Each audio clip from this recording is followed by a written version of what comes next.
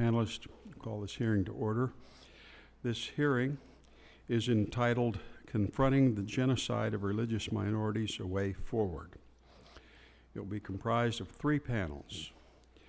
I'd like to recognize myself for an opening statement. In recent years, the globe has witnessed a dramatic rise in the ability of non-state actors to fill power vacuums, govern a territory, and execute some of the world's most egregious and systemic violations of human rights. Recognizing this emerging threat, this commission held its first hearing, my tenure, just over a year ago, on the human rights abuses of the Islamic State. At that hearing, the commission laid out the broad range of abuses and atrocities committed by Islamic State fighters against its opponents in Iraq and Syria, whether armed or unarmed. This commission heard accounts of the specific targeting by the Islamic State of Christians, Yazidis, Shiites, Alawites, and Sunnis opposed to Islamic State rule. Women of all sects and ethnicities also face severe targeting and face unique hardships imposed by this radical terrorist group, including sexual assault and forced marriage. Given the Islamic State's core motivations and extreme religious ideology, the targeting of religious minority groups for destruction comes as no surprise. Near the very beginning of ISIL's blitz through Iraq, the UN High Commissioner for Human Rights stated in September of 2014 that, quote, the targeting of ethnic and religious communities by the Islamic State appears to be part of a deliberate and systematic policy that aims to suppress, permanently cleanse or expel, or in some instances destroy those communities within areas of its control, end quote. In March of 2015, the High Commissioner further iterated that it had, quote, gathered reliable information about acts of violence perpetrated against civilians by the Islamic State because of their affiliation or perceived affiliation to an ethnic or religious group, end quote. The specific abuses committed by the Islamic State, documented by NGOs and governments alike, include forced conversions, kidnapping, assault, sexual assault, the displacement, detention, and expulsion of individuals, the destruction of or seizure of their property, and the execution of minorities. One dynamic characteristic of these abuses is the level of exposure they had on the world stage, either via foreign media outlets or the sick advertisement of them by the perpetrators themselves. Whether it was witnessing a Yazidi girl being auctioned as a sex slave, or a Christian being beheaded for his faith, or a Shia mosque blown apart in an effort to cleanse its followers from the land, humanity has experienced an unprecedented amount of admittance of these atrocities, and I dare say a new level of liability along with it. The depth and breadth of atrocities proliferated by the Islamic State has been met with a far-reaching and substantial response, the determination that these atrocities constitute genocide. The European Parliament recognized it in February of this year, followed by the United States Congress last month, followed days later by the Obama administration. And I'd like to commend Secretary Kerry and the administration for making the accurate, right, and just decision to designate these atrocities as genocide and for the scope of their designation. However, this determination may prove to ring hollow if our government does not bring about a response and actions reciprocal of this designation. The United Nations Convention on the Prevention and Punishment of the Crime of Genocide requires our government and other parties to the agreement to prevent and punish acts of genocide.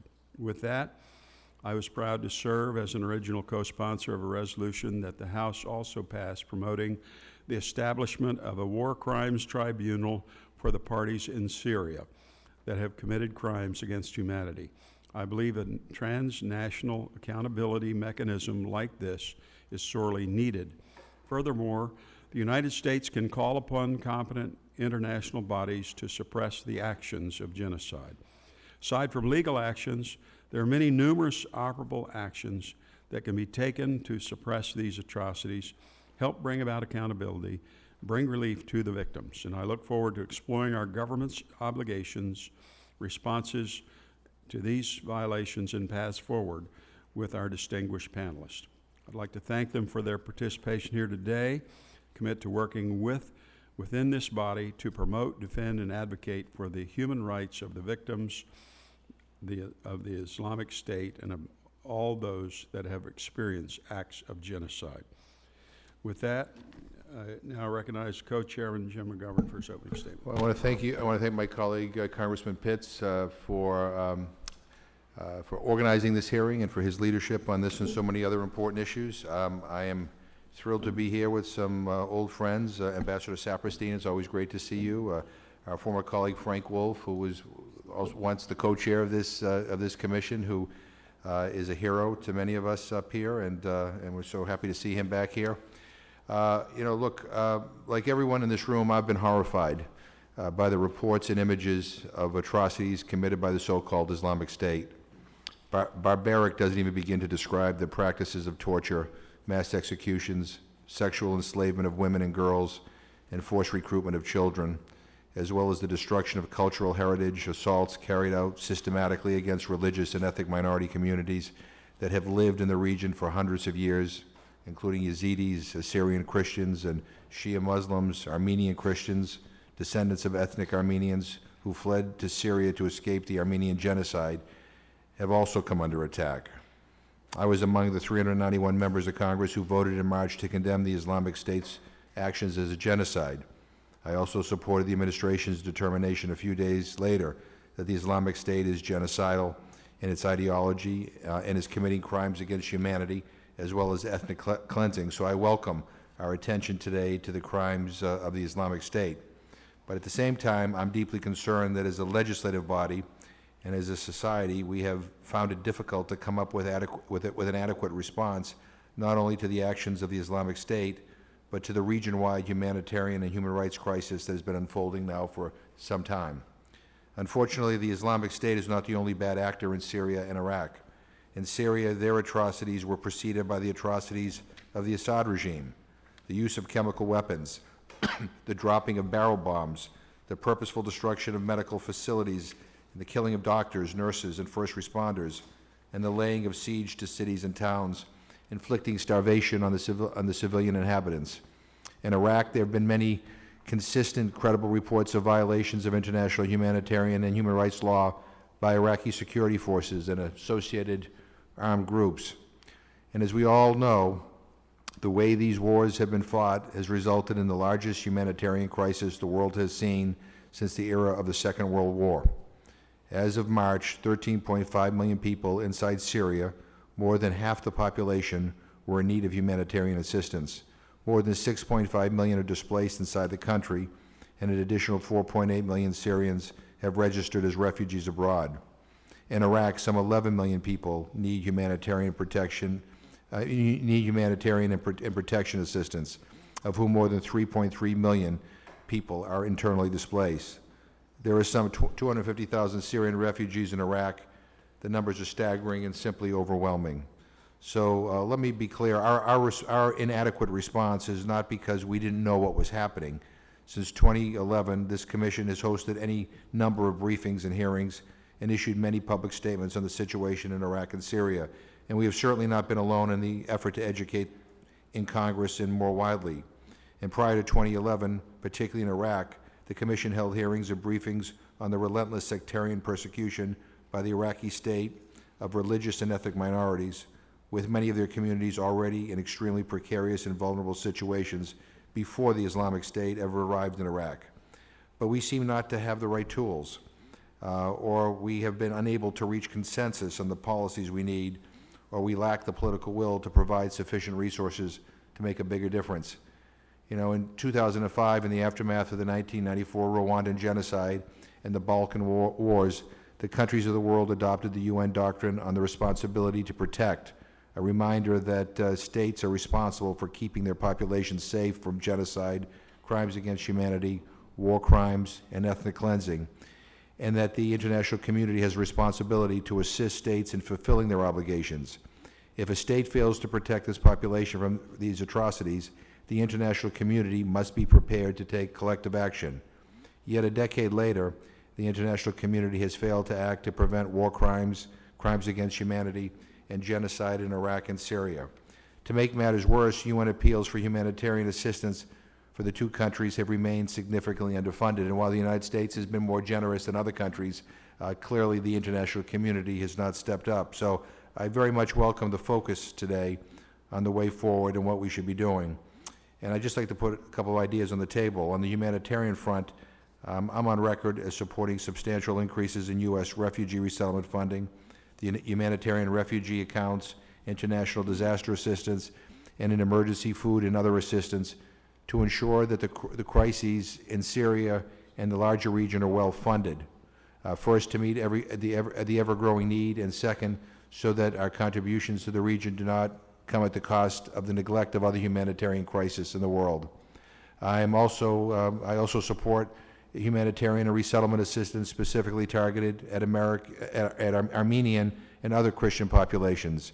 USAID should put in place policies and programs to close gaps in the distribution of need-based aid to at-risk minority populations in Syria, including Armenians and other Christians.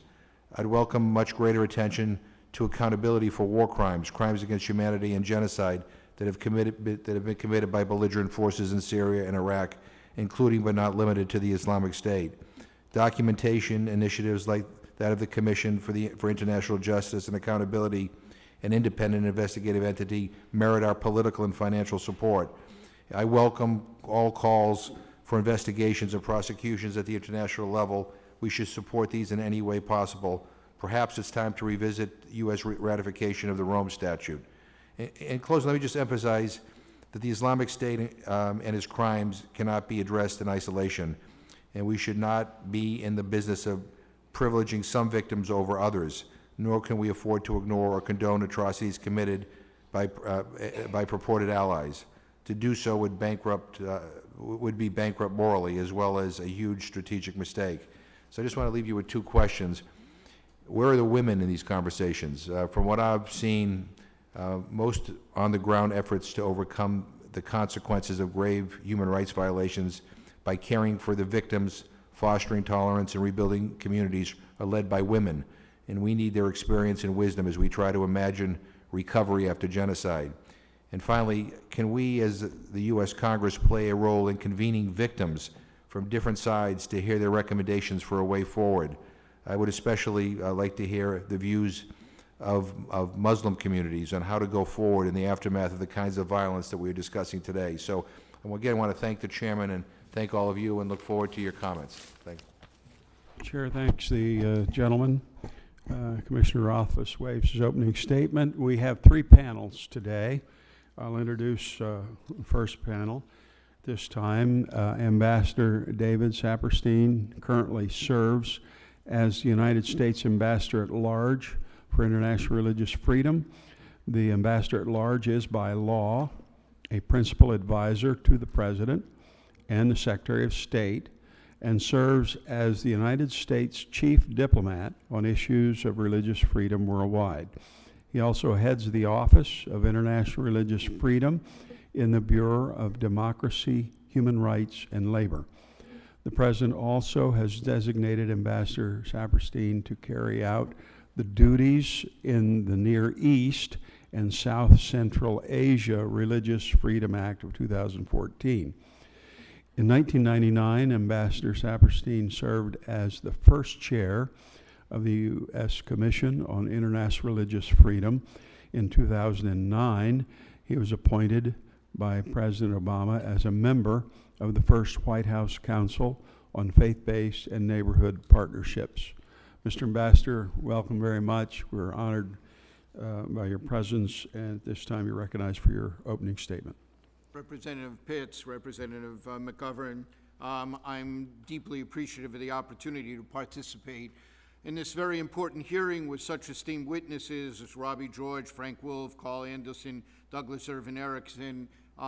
More broadly, I want to express my gratitude to the two of you for your leadership, to this commission and to Congress for its longstanding attention to international religious freedom, and especially to the plight of religious minorities. The United States is committed to promoting religious freedom across the globe. We are gravely concerned about the plight of religious minorities globally, and most particularly in Iraq. This issue will not only affect the scores of thousands of Iraqis of many faiths victimized by Daesh, but also the future of Iraq as a stable, democratic, inclusive nation. On March 17th, as you indicated, Secretary of State John Kerry said that in his judgment, quote, Daesh is responsible for genocide against groups in the area under its control, including Yazidis, Christians, and Shia Muslims. Daesh is genocidal by its self-proclamation, by ideology, and by actions, and what it says, what it believes, and what it does. As we witnessed an example of Daesh's abhorrent atrocities, Mr. McGovern, just a couple of weeks ago when Daesh reportedly interrogated captives in neighboring Syria regarding their religious beliefs, then singled out for execution Druze and others perceived as their enemies and not to share their values. Now, Daesh has clearly been bent on committing atrocities against all groups that do not subscribe to its warped vision of Islam. As the fight to defeat Daesh progresses and new information regarding Daesh atrocities is uncovered, we'll regularly document and assess that information with the aim of promoting accountability for perpetrators of such heinous atrocities. Let me just point out that there's no hierarchy in suffering as represented by the designations. When we talk about crimes against humanity, against those not included in the genocide determination, we are talking about horrific atrocities, and we are concerned about all those being victimized by Daesh, not just those designated as victims of genocide. The Secretary's statement underscores the importance of our policy objective, which remains to degrade and defeat Daesh. That objective is guided and will continue to guide the United States action, including our military actions. The Secretary's statement will enhance the focus on the plight of Iraqi minorities, many of whom are rarely seen in the global spotlight, and their suffering in areas controlled by Daesh. The Secretary used language of genocide because he deemed it to be true and accurate, and promoting human rights requires, first and foremost, that we ground our policy in what is true. By amplifying the voices of these vulnerable populations and affirm the suffering that they know as victims of Daesh day in and day out, and by promoting respect for the right of all people to freedom of religion, we hope to spur individuals and organizations across the globe to step up their game and to engage with us in fighting more vigorously Daesh. The U.S. has led in efforts undertaken to with an eye towards promoting accountability for Daesh's depraved acts and to securing the peace, good governance, and respect for human rights that Iraq's diverse citizens deserve. The U.S. responded with emergency, other programmatic assistance, with military actions and assistance to degrade and ultimately defeat Daesh, with active measures taken to address atrocities. Coalition forces have made over 11,500 airstrikes against Daesh in Iraq alone. We have provided more than $778 million in humanitarian assistance to help vulnerable Iraqis inside Iraq and across the regions, beginning in FY 2014. During his visit to Baghdad on April 8th, Secretary Kerry announced that the U.S. will soon provide another $155 million in humanitarian assistance. The U.S. government has provided more than $100 million since 2008 for a variety of efforts in Iraq that include promoting respect for minority rights and interfaith tolerance, community stabilization, conflict mitigation, and cultural preservation. With respect to accountability, we are supporting the documentation of atrocities committed by all sides of the current conflict. Our Transitional Justice Global Initiative enables Iraqi civil society to document human rights abuses, establish protocols and a repository that collects, organizes, preserves, and analyzes evidence gathered to serve a wide range of future transitional justice purposes, and connects documentation efforts with national and local accountability efforts. The narratives gathered by this project, augmented by the civil society efforts, including those of the Knights of Columbus and the U.S. Holocaust Memorial Museum. These will all be used to document in order to move on accountability that you were rightfully called for. We are providing technical assistance on mass grave protection and excavation, forensic identification of the remains contained within those mass graves, and on providing support for legal services to survivors of conflict-related violence. Knox Thames, who is sitting here with us today, our special advisor on protecting minorities in the Near East and South Central Asia, has led the way in helping to coordinate many of these efforts and is leading our effort to look into ways to use satellite telemetry and geospatial analysis to identify potential mass grave sites currently behind enemy lines in areas that Daesh still controls. In the United States, Mr. McGovern is contributing to the global effort to protect, rehabilitate, and empower women and girls as leaders in the fight against Daesh, addressing an issue that you put in your opening remarks. We are helping survivors who have been freed or escaped Daesh captivity through the Gender-Based Violence Emergency Response and Protection Initiative, which provides funds for immediate medical, psychological, and social support.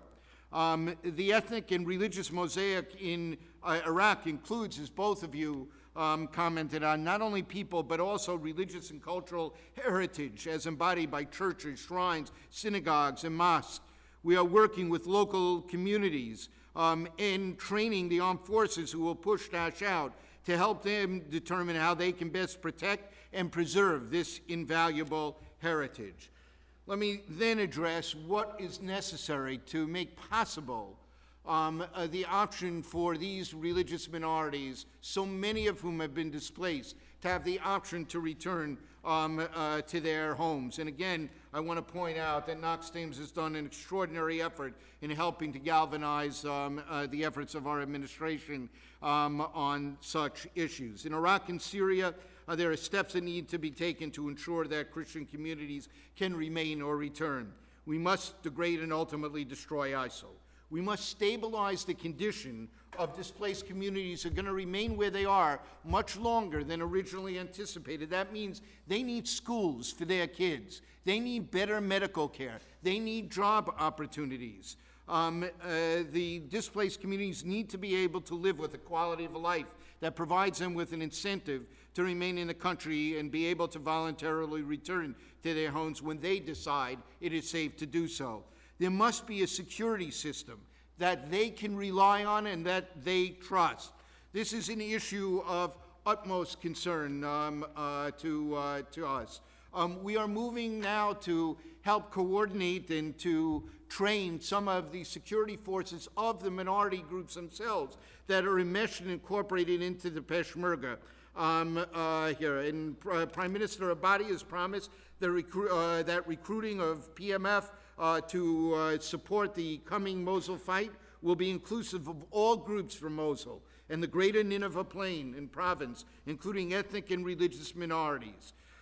So we are at this point not going to arm and equip minority group militias operating outside the Iraqi security forces, the Kurdistan KRG Peshmerga, or the PMF, the Popular Mobilization Forces. We want to be sure that we're not creating conditions that will restart sectarian violence in the country, but we are working to integrate and coordinate all of these security forces. There needs to be a holistic transitional justice plan that includes, but is not limited to, criminal accountability. Mechanisms will be needed to handle the extraordinary tensions that will accompany the return of all displaced communities to their homes and businesses that have been occupied by former neighbors, some of whom were complicit in the actions of the Daesh, others whom were just opportunistic. Local and national reconciliation committees are already focused on such property issues, but preventing cycles of violence will require more and is a major priority for the UN and for the United States and others in the international community. The citizens of these countries, including members of ethnic and religious minority groups of these communities, including the ethnic and religious minority groups, must have an equal opportunity without discrimination to enjoy the rights and benefits of citizenship, including in particular the equal right and opportunity to participate in the conduct of public affairs, genuine elections, public service in their country's government, which represents the will of the people and promotes security, human rights, and fundamental freedom for all in the immediate and long-term future. Prime Minister Abadi has committed himself to such reforms in the country. We must continue to push and support such efforts. Finally, I would say we welcome congressional support for the substantial additional resources that will be needed not only to continue the effort to defeat Daesh, but also to help address all of these day-after issues that I believe our genocide determination adds moral weight to our addressing. We look forward to working with this commission to achieve the goal of, in Iraq, in which the people of all faiths will live in security, prosperity, promote equal freedom and equal opportunities for all the people of Iraq as we work together to promote religious freedom across the globe. Thank you. Chair, thanks, gentlemen. I'll begin the questioning. Recognize myself 5 minutes for that purpose. Mr. Ambassador, on March 14th, the U.S. House of Representatives voted unanimously to condemn ISIL actions against religious minorities as genocide. On March 17, Secretary Kerry concurred with this determination, stating that, quote, Daesh, which is an Arabic acronym for ISIL, is genocidal by self-proclamation, by ideology, and by actions, end quote. My question is this: what are the most important implications of the determination that the Islamic State committed actions that constitute genocide against Yazidi, Christians, Shia Muslim, and other religious communities in Iraq and Syria? Thank you, Mr. Chairman. First, that we do have a duty to protect, which we believe we have been acting on long before this proclamation was formalized. In other words, when Daesh made it clear they were going to destroy the Yazidi community, both the President and the Secretary talked about this as having the elements of a genocide, of a potential genocide. We mobilized the international community to engage militarily from the air in support of troops on the ground that saved countless thousands of lives and prevented a more widespread genocide from taking place in the Yazidi community. And our efforts ever since have been serving to protect these religious communities across the board. In our training and support for the Iraqi forces on the ground, our training and support for the Peshmerga similarly have been aimed at accomplishing this goal. Secondly, we dwarf anyone else in terms of humanitarian aid that you described in, $4.5 billion to help Syrian refugees since 2011. Here, 775,000. Now it'll be 900,000 with the new allocation to help the minorities in Iraq. 127,000 refugees have come from Iraq since 2006. 40% of them have been from the minority groups, predominantly the Christian minority groups, but other minorities who wish to flee and use refugee status as well here.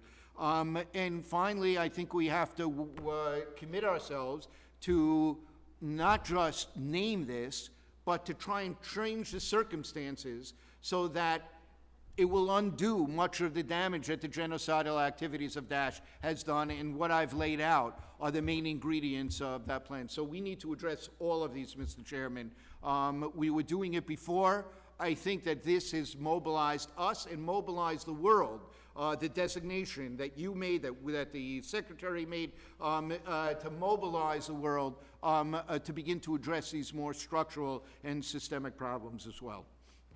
Chair, thanks, gentlemen. Now recognizes the co-chair, Mr. McGovern, 5 minutes for questioning. Well, thank you, and I appreciate your testimony. I appreciate all of your great work. You know, sometimes I worry that we are very good at kind of labeling these terrible atrocities as genocide, and we respond only after something terrible occurs, but we're not so good at trying to prevent the situation from getting to that point. And Daesh really has grown in areas where there are great sectarian divides, where there's ineffective governance in areas, and where there are vacuums that have been created.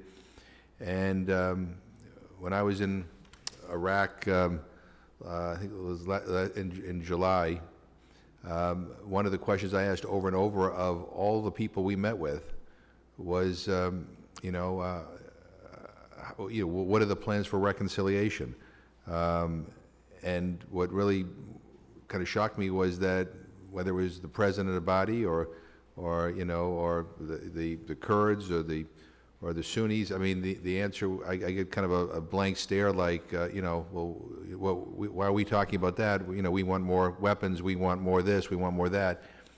And so I'm just curious, I mean, are you hearing recommendations for what the next steps are from affected communities? And is anybody talking about reconciliation?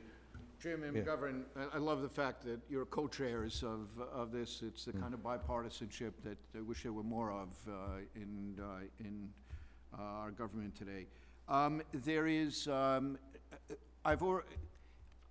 We are beginning to make real strides on this. In other words, those issues of transitional justice are aimed at preventing the vacuum created by Daesh being forced out to descending into sectarian violence. The ability of the individual groups themselves to participate in defense forces with trained people from their own communities, fully integrated into this, also helps create stability. There is now, I believe, a ministry or new office of reconciliation that the government has set up, of Iraq has set up. And clearly, we're encouraging the Iraqi government on an ongoing basis to be working on the reconciliation efforts here. Much of our programmatic money, which is fairly substantial in this area, is actually aimed at reconciliation efforts amongst the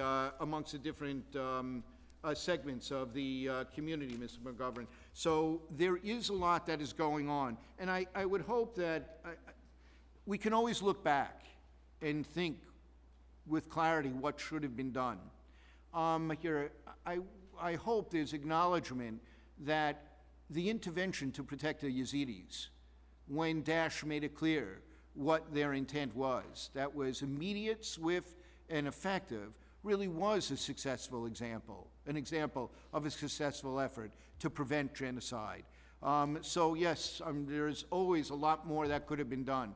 But this was really an extraordinary moment in human history, one of the few times that there has been an intervention that literally did prevent a proclaimed intended genocide from happening. And our military efforts have greatly stalled Daesh's efforts to eviscerate entire communities beyond the Yazidis as well. So I do think that these efforts do need to be acknowledged as well. But it doesn't undercut the challenge you put forward, and we are trying to work with the international community to engage with the transitional justice and reconciliations that you have called for, and of course the government of Iraq.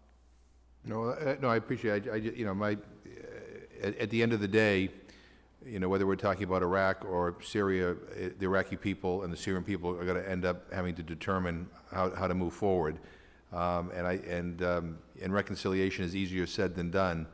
But again, maybe I have to go back to Iraq now and get an update. But I just felt that the country was still very, very divided, and I worried about that because I think that's part of the problem, and that creates an atmosphere where the Islamic State can gain a foothold and continue to grow and wreak all kinds of terror on different groups. And And I don't have all the answers, but I just wish when some of us talk to officials over there that they would lead their conversations with how they're going to heal and bring the country back together, rather than always kind of focusing on we need more military aid. I mean, we've been involved in these conflicts now for a long, long time, and I think that they need to understand that they have an obligation to reach out to some of their enemies and try to bring people together. It's not just Daesh. You know this Yeah, better no. than I do. It's not just Daesh. There has been sectarian violence that's torn that country apart here in many different forms, and we don't want that to return. So the kind of reconciliation has to, involve the reconciliation of many groups. But let me just mention some of the programmatic efforts that we are engaged with the government of Iraq. In cooperation. Here, the Alliance of Iraqi Minorities is a network of minority leaders from both civil society and the government that engages on the community level to prevent outbreaks of violence here as a result of public dissatisfaction with an equitable distribution of services to minority-dominated areas. It works together in training leaders of communities, both civil society and governmental leaders, on financial processes, management structures that are going to be effective in bringing communities together. We have programs that are aimed at expanding and assisting community councils to mediate disputes peacefully, including land disputes, and advocate for their rights with local governments. We're training journalists to report responsibly on minority rights and protection, and advocating for equal access to government resources and minorities, including the passage of a national level minority law that would guarantee this. And Prime Minister Abadi has made it clear that he wants to ensure that minority groups in the new Iraq will have an equal role in shaping the future of the country. Whether or not he's going to be positioned to carry that out, we will see. But clearly he and the government at this point are committed to do it. They are making progress. We are trying to make progress in these areas as well here. So we know the enormity of the challenge that you've laid out, and we are responding to it in an ongoing manner by empowering those forces that share your views, your values that you've laid out in your challenge on this. It is certainly shared by the United States government, and I believe by the responsible leadership throughout Iraq. I appreciate it. Thank you. Mr. Ambassador, finally, given the systematic, ongoing, egregious violations of religious freedom taking place in Iraq and Syria, what would be your office's position regarding designating Iraq and Syria as countries of particular concern until such time as conditions improve? In the main, it talks about governments that engage in egregious. So the way that the law is written, it does not talk about non-state actors who engage in egregious, ongoing, serious violations of religious freedom. The Iraqi government clearly has made an effort, the Iraqi government particularly, clearly has made an effort to try and stop Daesh from engaging in exactly the kind of activity that you're talking about. On that basis, in past years, the determination was made that it did not rise to that level. I can't comment. We will be very soon making new determinations. Indulge me just 1 second. So let me just state, since it's my first opportunity to do so publicly here, since the time that, just about the time that I was nominated, we had designated an additional country, Turkmenistan, as a country of particular concern. Just this week, we have designated Tajikistan also as a country of particular concern. We did it outside the context of our annual report. I've tried to argue that these tools are more robust. They can be applied at any time where countries can be named, and I hope I see the time before the end of my tenure where we'll be lifting sanctions from countries who have made significant, noticeable improvement in protecting the religious freedom of people. But the test does remain what the country does. It can be the country's complicity, by remaining silent and not acting if non-state actors or societal forces are attacking or engaging in violence against religious minorities or depriving others of their religious freedom. But in this case, certainly the Iraqi government is vigorously acting to try and protect that, and on that basis in the past, we have not found an appropriate designation here. Thank you, Mr. Ambassador, for clarifying that, and thank you for sharing your expertise with us. And if we have additional questions, we'll send them to you in writing. If Please, you and could always respond. an honor to be before the Lantos Commission. Thank you. We look forward to Extraordinary continuing work for us all. to work with you. So the chair will dismiss panel 1 and call panel 2 at this time. And I'll introduce Dr. Robbie George, current chairman of the U.S. Commission on International Religious Freedom. He's also the McCormick Professor of Jurisprudence and Director of the James Madison Program in American Ideals and Institutions at Princeton University. He has been a visiting professor at Harvard Law School. He is a senior fellow at the Hoover Institution at Stanford University. He has served on the President's Council on Bioethics and as a presidential appointee to the United States Commission on Civil Rights. Dr. George is also a former judicial fellow at the Supreme Court of the United States, where he received the Justice Tom C. Clark Award. Thank you very much, Dr. George, for coming this afternoon. Welcome. You're recognized for your opening statement. Thank you, Mr. Co-Chairman. It is a high honor. It is always a high honor to testify before the Tom Lantos Human Rights Commission. For anyone who has devoted his or her life, or a substantial part of his or her life, to the cause of international human rights, Tom Lantos is a name that is written in gold on the heavens. He was a great hero of the international human rights movement, and he continues to be an inspiration. I have the pleasure of serving with the late Congressman's daughter, Katrina Lantos Sweat, on the U.S. Commission on International Religious Freedom. Indeed, she was my predecessor as chairman. Representative Pitts and Representative McGovern, let me thank both of you for your support for our commission, for the U.S. Commission on International Religious Freedom, which has been consistent and very, very valuable to us. We are pleased to be your partners in the cause of international human rights, and I thank and congratulate you for everything that you, working through this commission and in your individual capacities, have done and are doing. It's also a great honor to be testifying alongside Ambassador David Saperstein. He is a great leader in the cause of international human rights, and particularly international religious freedom. He is a former chairman of the U.S. Commission on International Religious Freedom.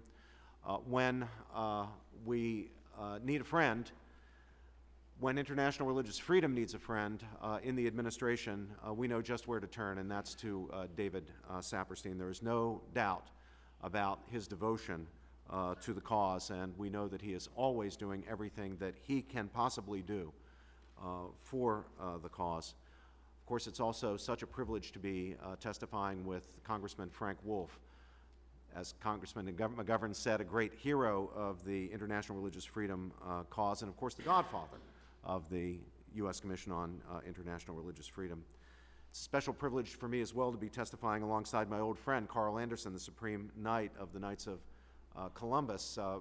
Mr. Anderson and I served in the cause of civil rights together for many years in the 90s when we were on the U.S. Commission on Civil Rights. And the Knights of Columbus has done fabulous work for victims of atrocities, including genocide in the Middle East. Their humanitarian efforts are truly without parallel, and they are a shining example of what civil society organizations can do to bring relief to suffering people. Finally, I want to thank my wonderful staff, the extraordinary staff of the U.S. Commission on International Religious Freedom, whose leadership is here, and the members of the International Religious Freedom Roundtable, whose representatives are behind me and in front of you today. The work that the Roundtable does and that its member organizations do is simply fantastic, and the people in the world who are suffering, who are victims of genocide, know that the IRF folks are by their side, suffering alongside with them and doing everything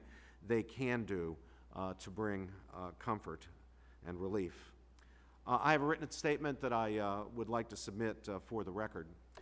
In December of last year, our commission called on the U.S. government to declare that ISIL was committing genocide against the Christian, Yazidi, Shia, Turkmen, and Shabbat communities in the areas it controls in Iraq and Syria.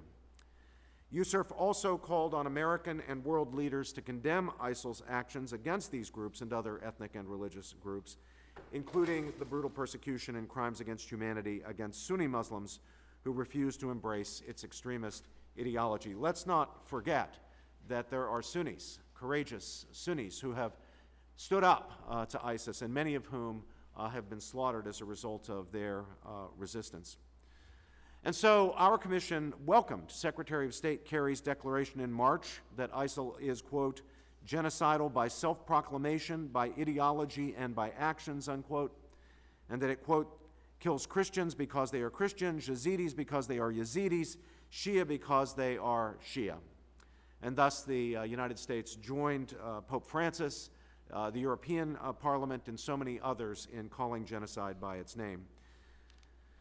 However, I would be remiss if I did not today also focus your attention for just a bit on the al-Assad regime's brutal persecution and the crimes against humanity that that regime has committed in Syria that target mainly Sunni Muslims and help create the conditions for ISIL's rise there. ISIL didn't just happen out of nowhere.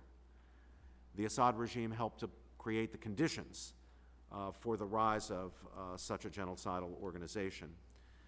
We encourage robust efforts by the United States and by the international community to make additional designations of genocide and crimes against humanity, whether committed by the ISIL organization, the Assad regime, or others.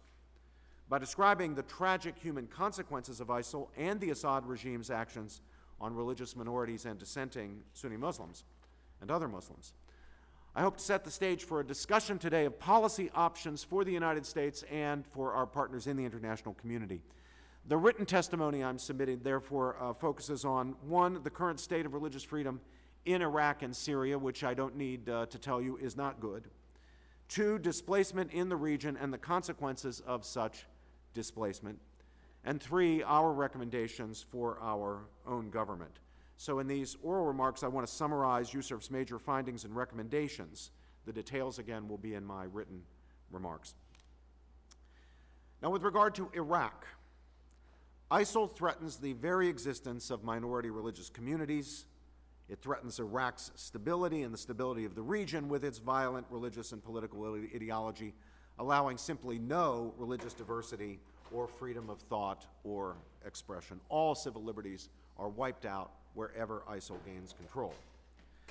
Since January of 2014, at least 3.4 million Iraqis have been displaced, including, of course, many religious minorities. ISIL has forced people to convert to its version of Islam, its extreme and violent version of Islam. It has raped and enslaved women and children.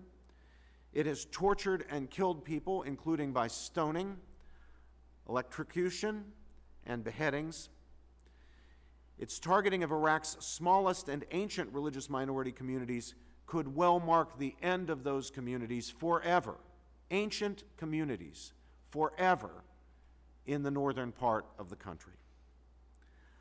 ISIL's horrific crimes include those against Yazidis, a small religious group ISIL regards as, quote, devil worshippers, unquote, who are not people of the book.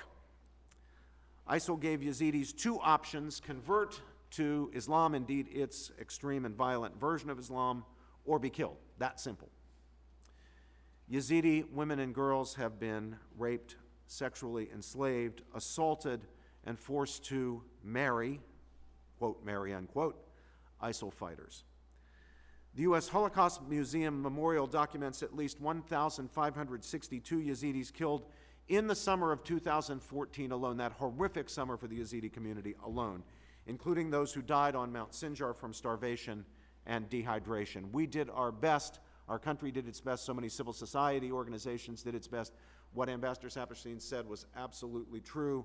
Much good was done, lives were saved, but many, many lives, alas, could not be saved, and they died horrible deaths. ISIL also targets and victimizes Christian communities, and both Sunni and Shia Muslims. While numbers are hard to confirm, an Iraqi defense minister in August of 2014 reported that 2,000 people were killed in the largely Christian Nineveh plain. In addition, more than 125,000 Christians have fled to the KRG. In January of 2016, the late part of the month, ISIL in 2014 reportedly had destroyed St. Elijah's Monastery in Erbil, the oldest Christian monastery in Iraq, and it had been the place of worship for Christians there for more than 1,400 years. In July of 2015, 115 Shia Muslims were killed in Khan Bani Sad, north of Baghdad, and in August then, 67 Shia Muslims were slaughtered in the Jamila market near Sadr City. Let me now turn to Syria. Since 2011, Syria has been an extremely hostile place for all ethno-religious groups, including Christians, Druze, the Shia Muslim minority, and Sunni Muslims. Alawites, Turkmen, with well over 13.5 million people now in need, in some cases dire need, of humanitarian assistance, an enormous percentage of the population of the country. President Bashar al-Assad's regime, elements of the armed opposition, and U.S.-designated terrorist groups, in particular ISIL and the al-Qaeda-related groups, have targeted Syria's religious minority communities. The Syrian crisis has become largely a sectarian conflict. The al-Assad regime continues to target Sunni Arab civilians and other individuals or groups that oppose it in any way, including they attack them through indiscriminate bombings, sieges, the use of starvation as a weapon, and of course the use of chemical weapons.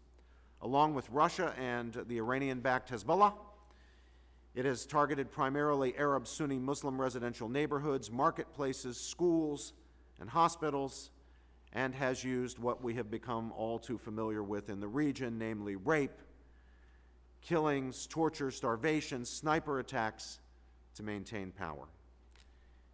In 2015, the regime targeted at least 166 places of worship, houses of worship, sacred spaces. And since 2011, reportedly has targeted between 50 and 63% of Christian places of worship. ISIL targets the regime, of course, and its supporters. It targets religious minorities and any Sunni Muslims who oppose its violent version of Islamist ideology. It doesn't distinguish in any way between sects and ethnicities in its effort to seize and maintain control of territory, establishing brutal governing structures that apply a strict and primitive Sharia to everyone. Now, on the subject of displacement, the combined actions of ISIL, other non-state actors, although you notice that the line blurs between state and non-state in the case of ISIL with its control of territory, and in some cases state actors, undeniably state actors, have created and or contributed to a humanitarian crisis which has already been said has not been seen really since World War II. Millions from Iraq and Syria are now displaced. These include Yazidis, Christians, Shias, Sunnis, the spectrum. In Iraq, about 3.4 million have been displaced internally due to ISIL's offensive, and in Syria, nearly 7.5 million are displaced internally. 7.5 million Syrians displaced internally, and more than 4.8 million registered as refugees in neighboring states. 3 million of those are in Turkey. About 1 million are in Lebanon. Lebanon is a tiny country. 1 million refugees causes an enormous burden, enormous stress on a nation that has its problems quite independently of the stress added now by the refugee issue. A record number of refugees have attempted the dangerous Mediterranean crossing to apply for asylum in Europe, with many, of course, from Syria and Iraq. Now let me turn to our recommendations, some steps that our country can take given the situation that we find on the ground in Syria and Iraq and the obvious impact on the region and beyond. For us at the United States Commission on International Religious Freedom, the way forward involves the following proposals, and I'll have some additional ones in my written testimony. One, designate Syria and Iraq both as countries of particular concern, precisely for what Co-Chairman Pitts indicated, namely, quoting the statute, systematic, ongoing, and egregious violations of religious freedom. And that's a step, as Ambassador Rabbi Saperstein mentioned in responding to Co-Chairman Pitt's question, the administration has not taken, or at least has not yet taken. We at the Commission believe this has got to be done. And it's got to be done simply out of fidelity to the truth. The truth of the matter is that we have systematic, ongoing, and egregious violations of fundamental religious freedom in these countries. It's therefore our obligation as a commission under the statute to make the recommendation of a CPC designation. We believe it's the obligation of our government, of the State Department, to do that. So we are continuing to press for that designation.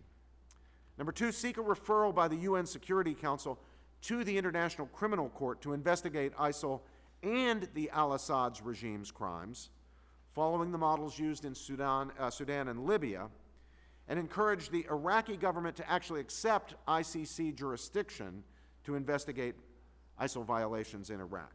Third, the Congress should appropriate funding that permits the U.S. government to allocate money for in-kind assistance to victims of genocide, crimes against humanity, or war crimes at the ICC, in other words, in-kind help for the ICC on those cases, on a case-by-case basis, and when in the national interest, go ahead and provide that assistance. Work with the U.S. government and with other members of the global coalition to counter ISIL, to develop measures to protect and assist the region's most vulnerable religious and ethnic minorities, including by increasing immediate humanitarian aid, prioritizing the resettlement to third countries of the most vulnerable, providing long-term support in host countries for those who hope to return to their homes post-conflict. We don't know how many will be able to do that, but we hope some will, and developing and funding programs to bolster interfaith relationships, tolerance, alleviate sectarian tensions, the sorts of things that Co-Chairman McGovern was talking about, and to promote respect for, the belief in religious freedom, to try to win the war of ideas there. Develop a U.S. government-wide plan of action to protect religious minorities in Iraq and help establish the conditions for them to return to their homes. Charge our Ambassador at Large for International Religious Freedom with engaging with the Intergovernmental Contact Group on Freedom of Religion or Belief to coordinate similar efforts by other governments. I know David's doing some of that, and we applaud it. Commit to a goal of resettling 100,000 Syrian refugees to the United States. We recognize this is very controversial, but we think it's important that it be done both substantively and so that the United States is doing its part along with other nations in the world. Now, of course, we want the strictest vetting. We want our people to be assured that the national security of the nation is not imperiled. But we think that can be done. In fact, we're sure that that can be done consistently with taking a greater share of Syrian refugees. And we believe that in taking these refugees, prioritization needs to be done on the basis of vulnerability. The most vulnerable need to be given the highest priority, particularly those who are vulnerable to genocide, enslavement, murder, torture. They need to be given. We're not going to be able to take everybody. We understand that. And we know that there are people suffering for lots of reasons, and we wish we could help everybody.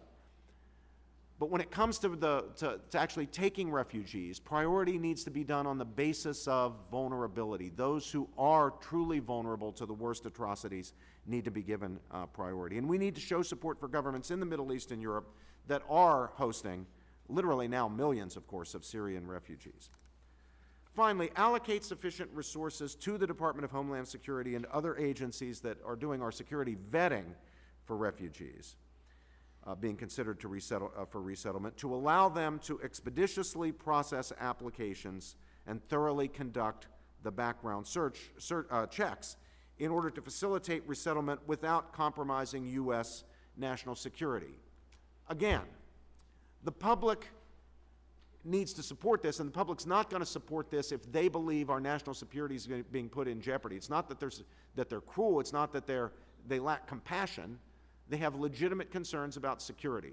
We believe those concerns can be met, and we think we can make the process more expeditious if we make sure that the funding is there for the security checks to be done in a comprehensive and effective way.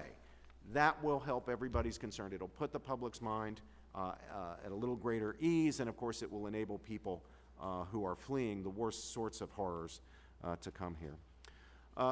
Congressman McGovern, Congressman Pitts, I thank you for this opportunity to testify and suggest some ways forward, given the reality of genocide and the crimes against humanity committed by both states and non-state actors against religious minorities in Iraq and Syria. We must pair the words we speak here today with effective actions that help relieve the suffering and vulnerability of millions of people. We at USCIRF believe that it's our responsibility as a nation and our moral duty to do this, and we believe firmly that it is in the long-term national security of our own nation to act. Thank you. Thank you very much, Dr. George, for your testimony. I'll begin the questioning. Recognize myself 5 minutes for that purpose. My first question, on your call for prosecution for the International Criminal Court, should the international community seek to formally investigate and prosecute these human rights violations alleged to have been committed by the Syrian government since 2011? And if so, how is the question. We passed a resolution in the House calling for the genocide designation and an international ad hoc tribunal similar to what was done in Rwanda and former Yugoslavia. Would that meet your demand or your call for the prosecution for the International Criminal Court? Well, as we understand it, the current U.S. law allows the provision of in-kind support to any international criminal tribunal prosecuting war crimes, crimes against humanity, genocide, and so forth, and that includes the International Criminal Court. However, at the same time, current law permits the U.S. to provide such support to the ICC only on a case-by-case basis, and only if the support comes from a non-ICC related appropriation. Because that kind of support is so rare, the U.S. cannot appropriate new funds or allocate existing funds to finance ICC cases, even when such support is deemed to be in the national interest of the United States, as was the case with the ICC referrals for Darfur and the Central African Republic. So USCIRF is urging Congress to include in the fiscal year 2017 Department of State Foreign Operations and Related Programs Appropriation Bill, or if there's another appropriate vehicle, that would be fine with us, a provision that would permit the U.S. government to appropriate funds for in-kind assistance to genocide, crimes against humanity, or war crimes cases at the ICC on a case-by-case basis, and when in the national interest, it's in the national interest to provide such assistance. A provision of this sort would allow the U.S. to support the ICC in the following ways. Number one, deploy professional U.S. personnel to work on behalf of or even at the ICC for a particular period of time. Number two, use existing U.S. assets and other resources to facilitate cooperation in ICC investigations as well as the apprehensions and prosecutions. Third, secure material helpful for ICC investigations and other work and the prosecutions themselves. And four, we think you could award grants pursuant to a transparent and competitive process to NGOs that are based here or to legal professionals for the purpose of training people for this kind of work or similar sorts of assistance to the ICC. This provision would also leverage the 2013 bipartisan expansion of the U.S. Rewards for Justice program that allows the State Department to pay up to $5 million for information leading to the arrest and conviction of fugitives from international criminal prosecutions. Now, notwithstanding concerns raised about the ICC, and I understand that there are legitimate concerns that are being raised, we all acknowledge this. We at USCIRF believe it's in the U.S.'s national security interest to support the court, as it's the world's only permanent international tribunal mandated to investigate and prosecute atrocity crimes. It's unlikely that the international community is going to anytime soon create another vehicle, another tribunal to investigate these kinds of crimes, certainly when it comes to Iraq and Syria. The U.S. publicly supports all of the formal investigations and prosecutions of the ICC because they are in the national interest of the country, of our country.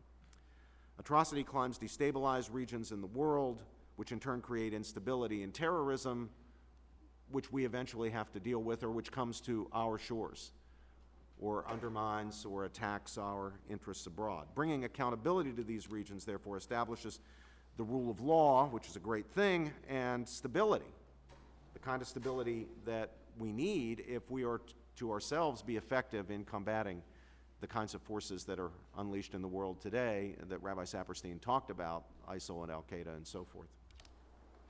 Now, what role might other institutions or independent bodies play, like the UN Security Council, for instance? What role should they play? Well, I think the role is mobilization. It's mobilizing the international community. Obviously, it's going to take U.S. leadership, but the U.S. cannot do these things alone. We need the cooperation of other nations, and those nations include Muslim majority nations, who, of course, are themselves in the line of fire of organizations like ISIL.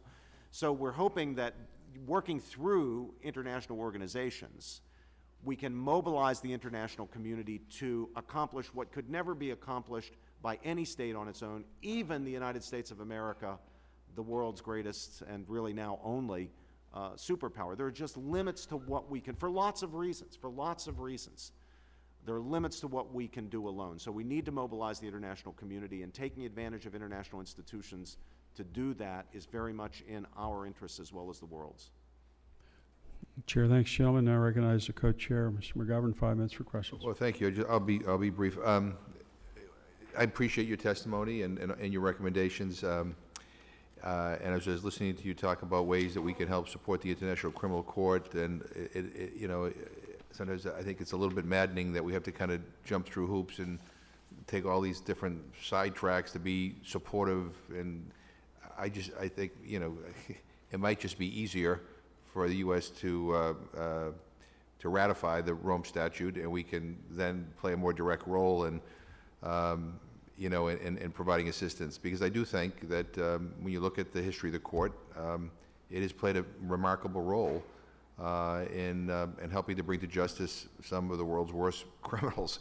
You know, we do a lot of work in this commission on Sudan, and we refer constantly to the fact that the International Criminal Court has indicted President Bashir for crimes against humanity and war crimes, and you have used that to try to pressure other countries into not welcoming him as a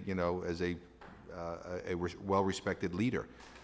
So at some point we're going to have to get this. We're going to have to resolve whatever our hang-ups are with the ICC and move on, because I do think it's worth supporting, and I do think that we should be providing more direct assistance, and it can be more helpful in cases like some of the ones we're talking about here today.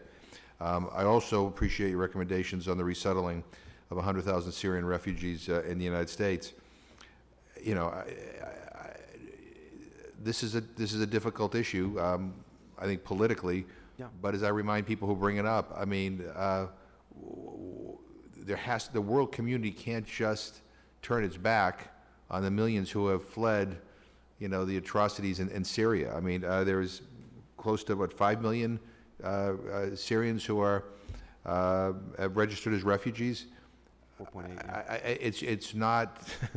I mean, I think it's unreasonable for the United States to say, well, everybody else has a responsibility, but we don't. You know, 100,000 in comparison to the close to 5 million is really a small number when you think about it. And I think we have a moral obligation to do something here. But it is proving to be a very politically dicey issue to deal with here. And I think you can continue to play a role in helping to remind people that our process that's in place already has lots of vetting requirements that are pretty extraordinary. And to the extent we can improve them, you know, to give people more comfort. But yeah, it's just, you know, the enormity of the problem is so, you know, unbelievable that that we need to step up and play a more direct role. So I appreciate that. And I just want to ask one other question. You know, I just want to say yeah. that, just to put a italics on what you're saying there, it's just terribly important that we do this. The American people, the reason it's politically difficult, I believe, is the American people have a legitimate security concern, but we can meet that. We can meet the security concern.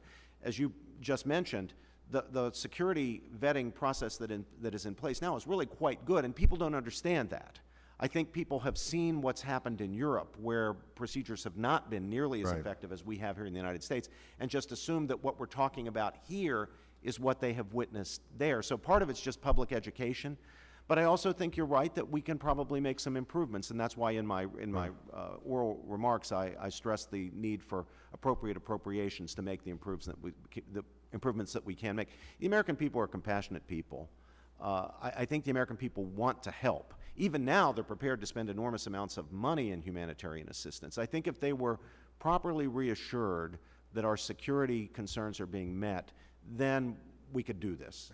And I would also add, you know, I represent cities that have significant Syrian populations that you know are more than willing to play a role in helping, you know, with the resettlement and to help with making sure that when these people are brought to the United States, that they're, you know, taken care of and get the support that they need and are welcomed.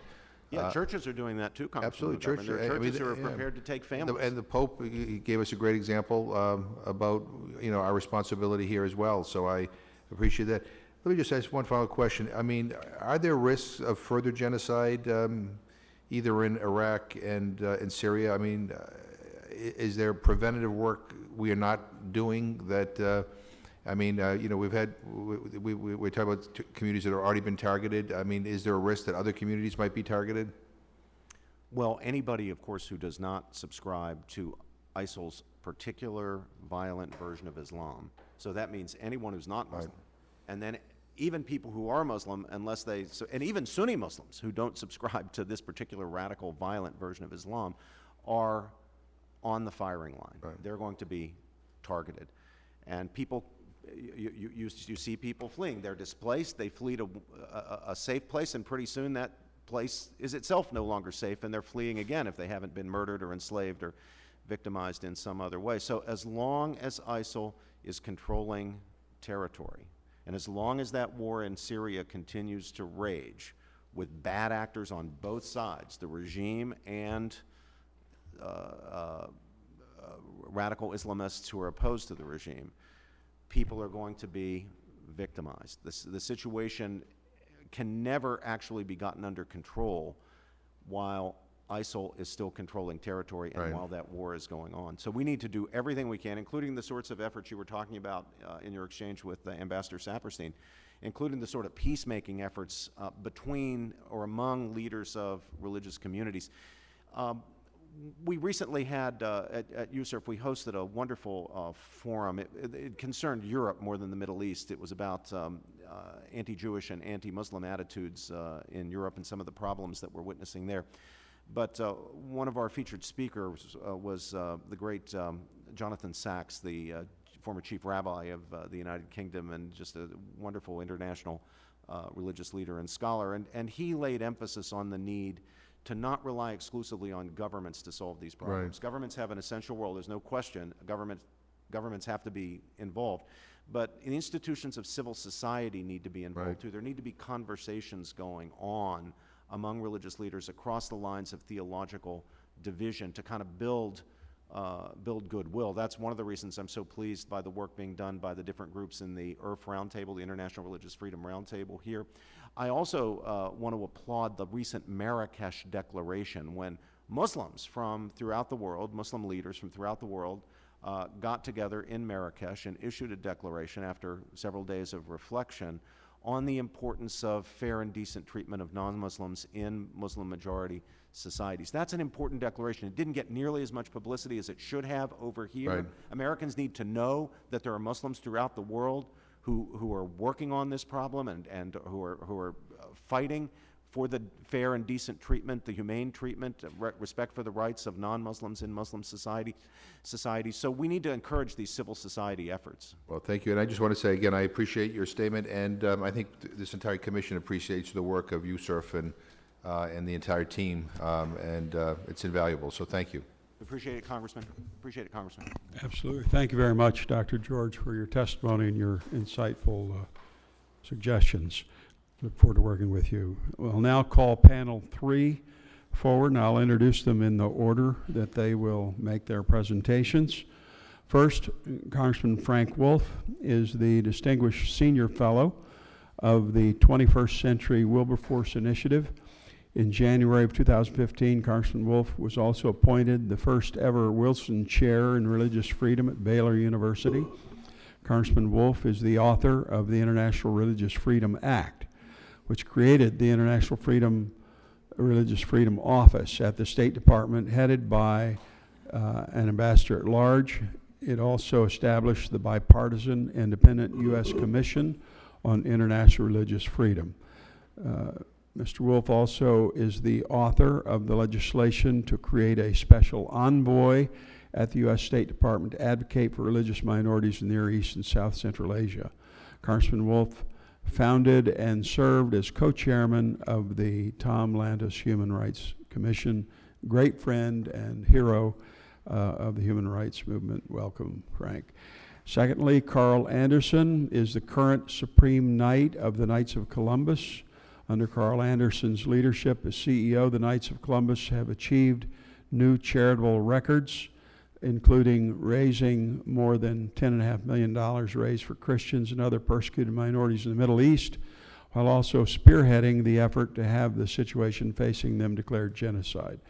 A lawyer and New York Times best-selling author, Mr. Anderson served for nearly a decade on the U.S. Commission on Civil Rights, before that as acting director of the White House Office of Public Liaison. And finally, Dr. Douglas Irwin Erickson is a fellow of peacemaking practice and director of the Genocide Prevention Program at the School for Conflict Analysis and Resolution at George Mason University, where he teaches courses on genocide and conflict.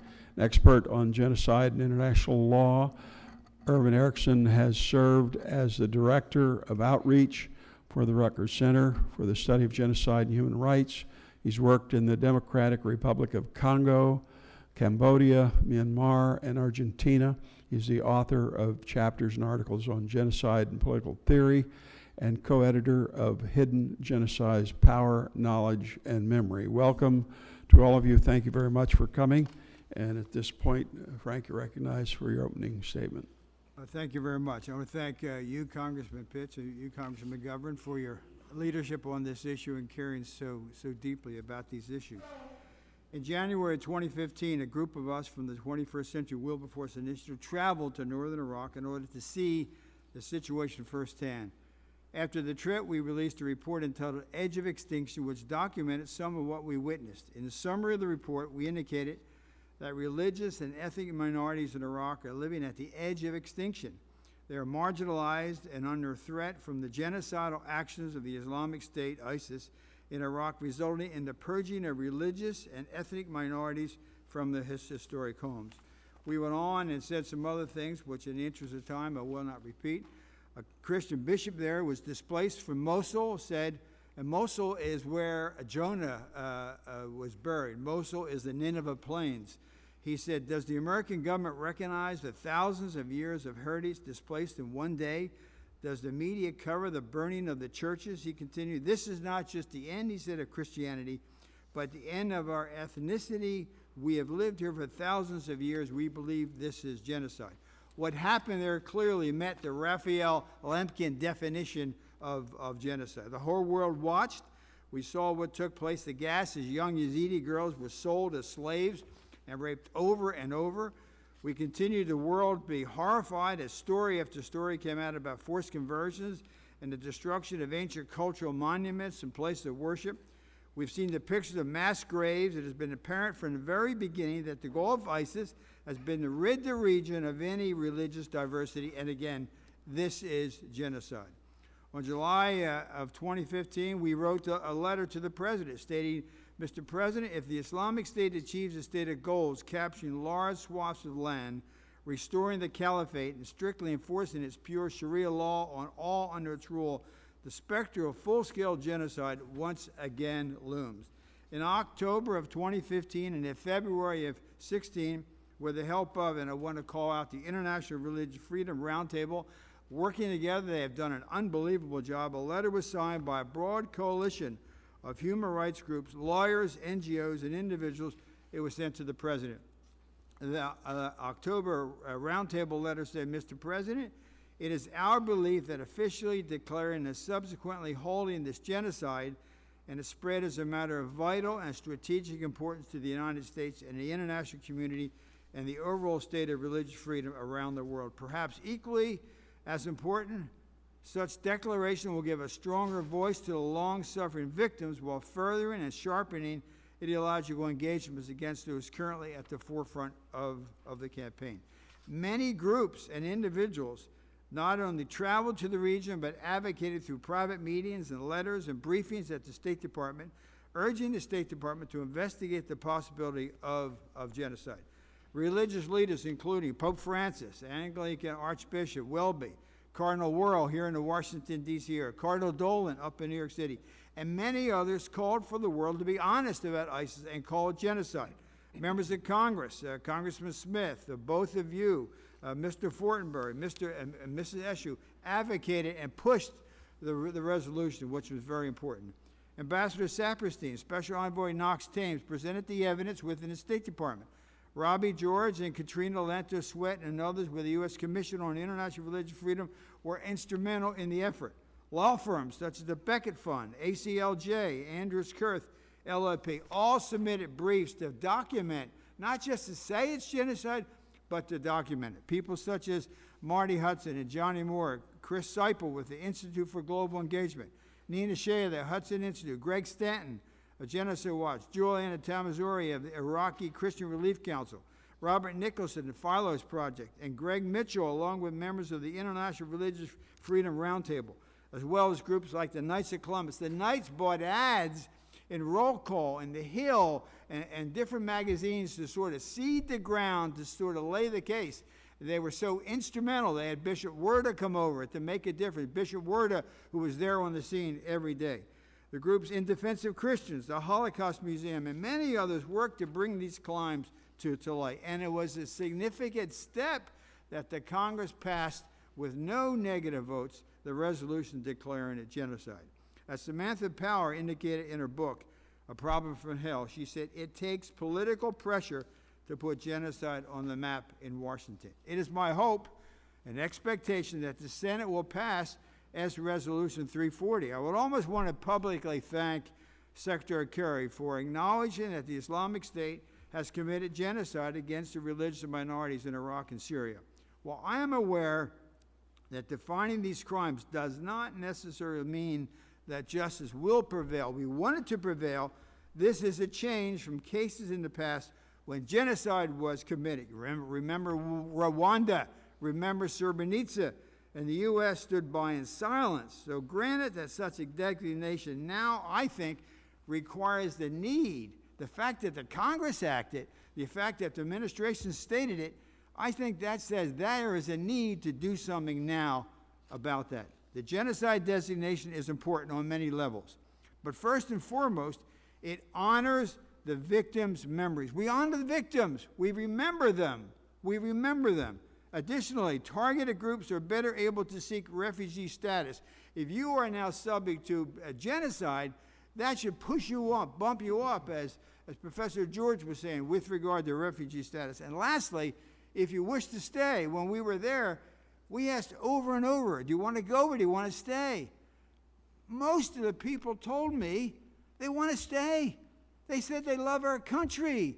We don't want our kids to go away. We love it. So this also helps those who want to stay. And one area of major concern, and Mr. McGovern covered, is the rehabilitation of women and girls who have been released from ISIS, as well as trauma counseling for the children.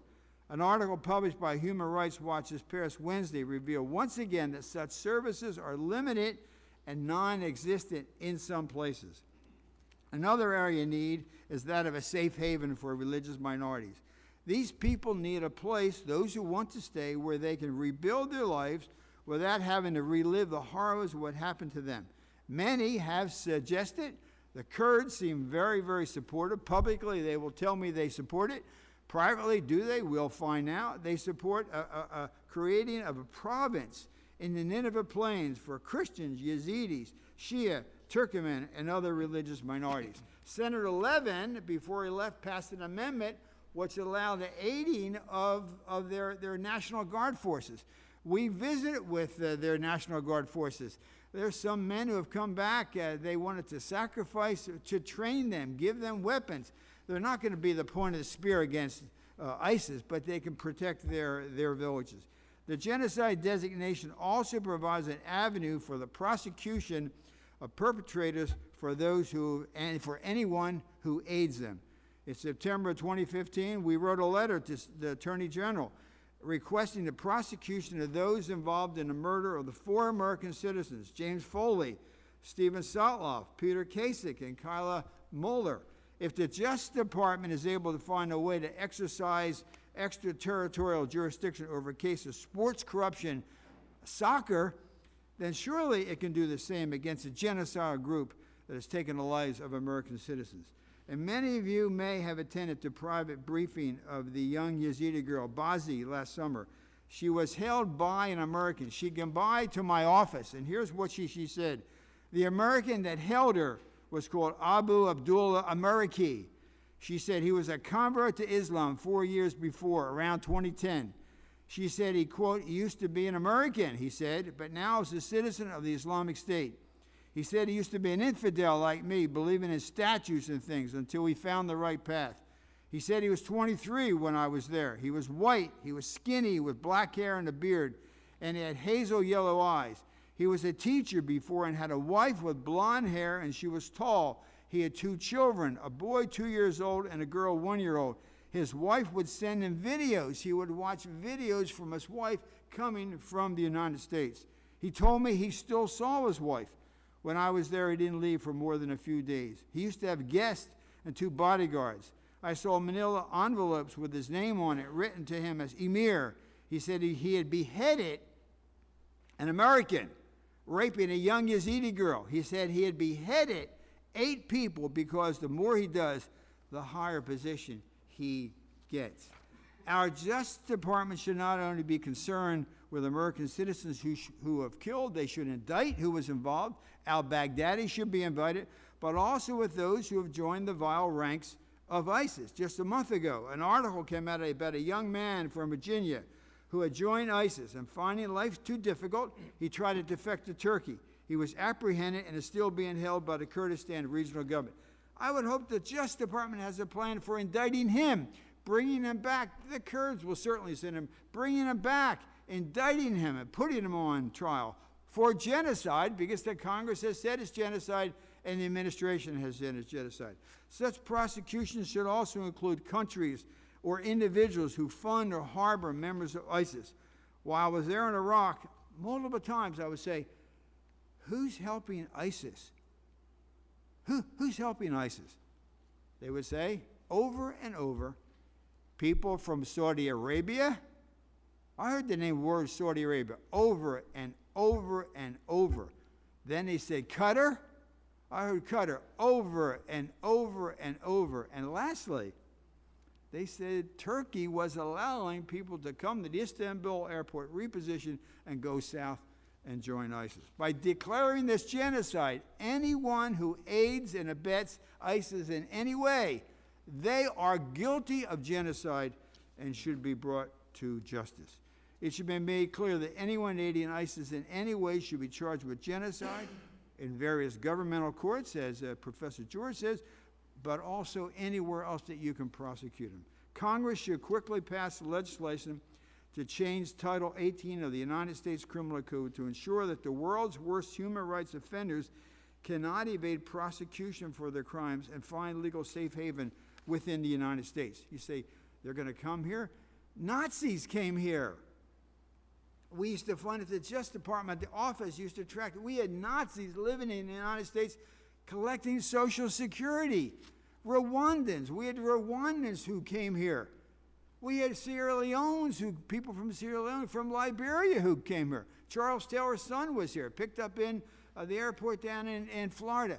So we should make sure they are prosecuted, and any gap in the criminal codes should be filled so to make sure that atrocities being committed against civilians, especially women and children in Iraq and Syria by anybody, ISIS and affiliates, if they come here, they ought to be prosecuted. And if past history is an example, many who have been involved in genocide crimes against humanity and serious war crimes will find their way to the United States. In closing, looking at how this whole genocide designation came about, I would add the following. The success of the effort, and it failed in Cambodia, it failed in Srebrenica. I mean, it's taken 20 years to convict Karadzic. He just got convicted 2 weeks ago. This genocide, I think, is a tribute to the cooperation of the groups mentioned above and a number of others, including the critical voices of Ambassador David Saperstein and Special Envoy Knox Thames. Without these two individuals and the many groups who never argued among themselves, the cooperation was amazing. Without Rabbi Saperstein and Knox Thames and the cooperation of all these groups, this would have never happened. Thank you. Chair, thanks, gentlemen. Mr. Anderson, you're recognized for your opening statement. Thank you very much, Chairman Pitts. And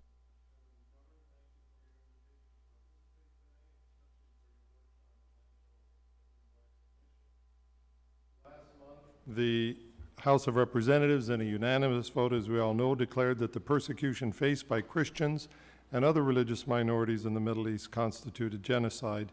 Then the State Department followed suit.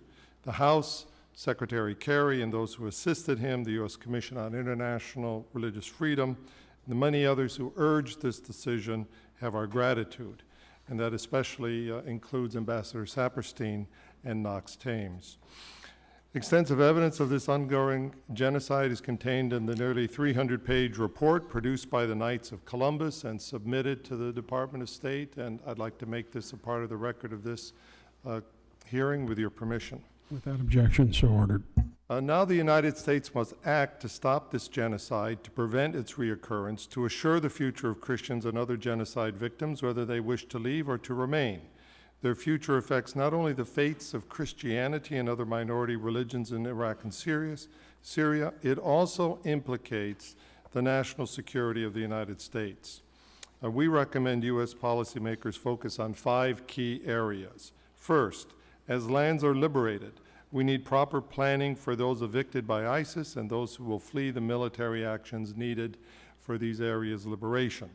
Some towns in Iraq have been liberated by military action, and Mosul itself may soon be. Planning must include the likelihood of hundreds, thousands fleeing this action. We must also ensure that the liberating military forces be integrated and not seen as one oppressive force replacing another. The claims of genocide survivors, many Christians who lost everything when forcibly evicted from their homes, must be supported. If they wish to return, we must help them.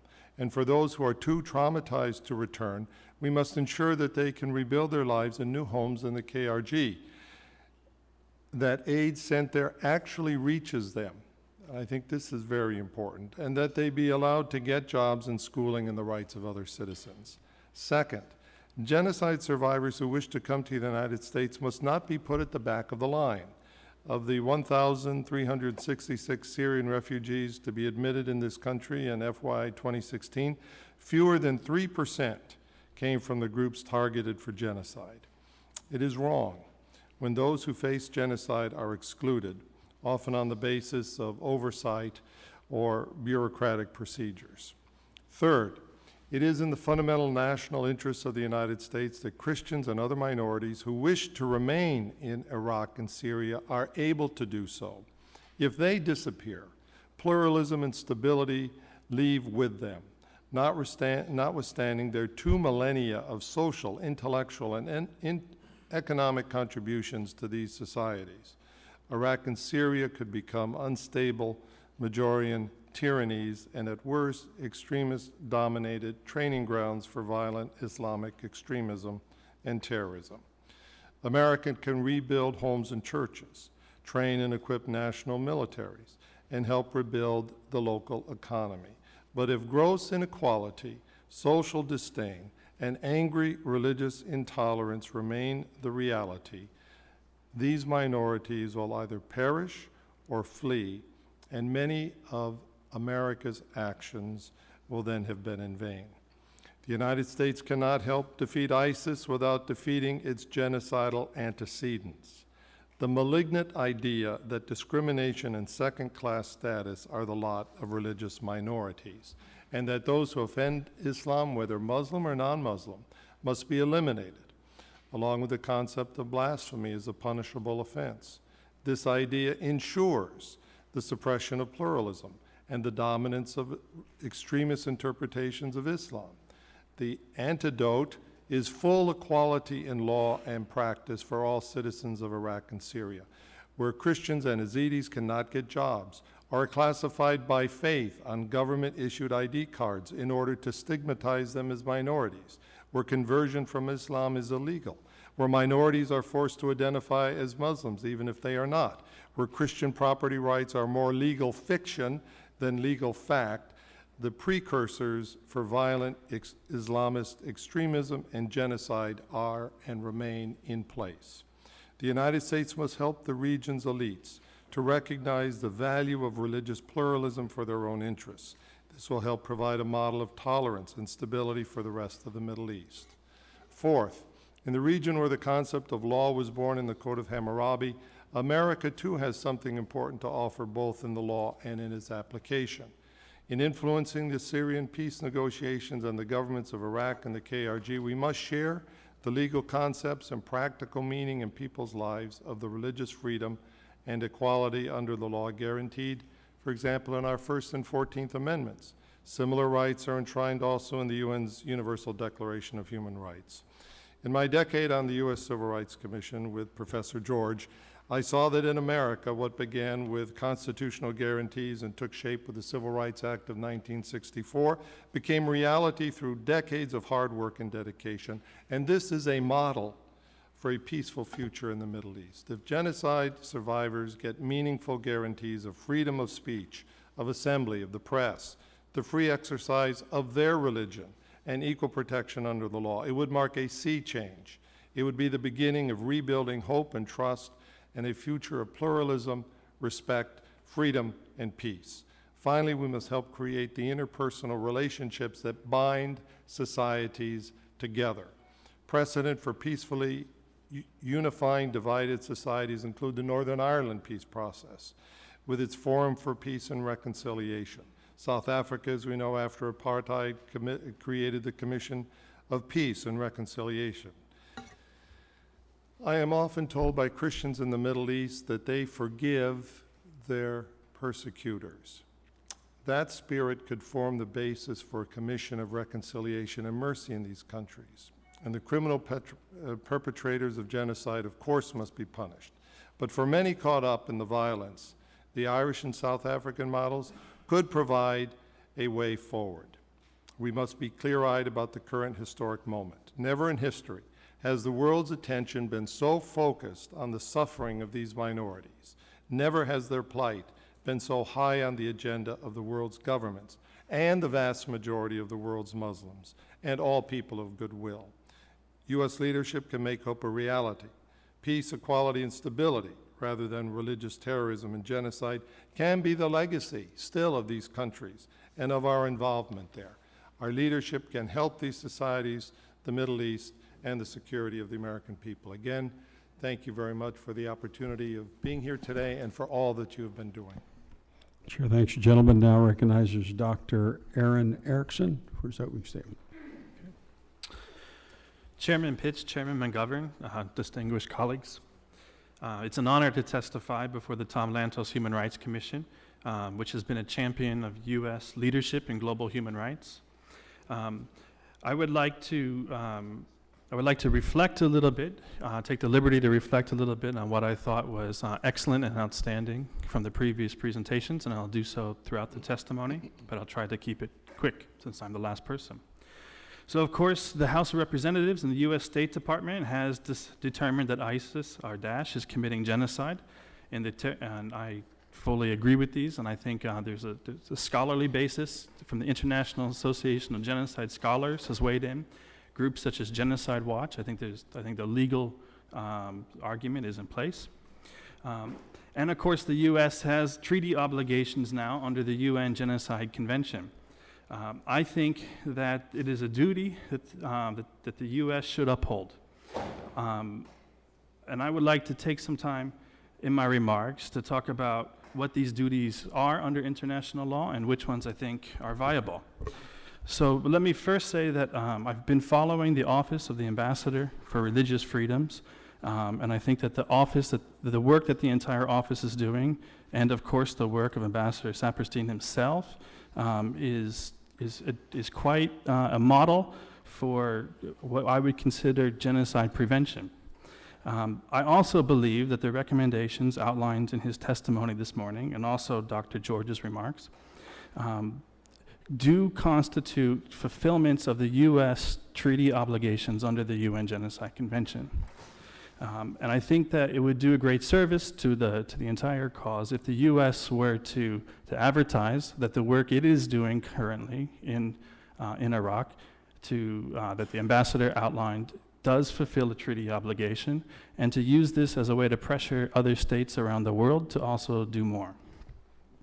Now, of course, as we all know, under international law, the use of the word genocide is important because it justifies a broad military coalitions in combating Daesh directly, for arming and training militias and groups who are targets of genocide. However, I personally do not think that escalating armed interventions beyond their current level is a viable strategy for defeating Daesh.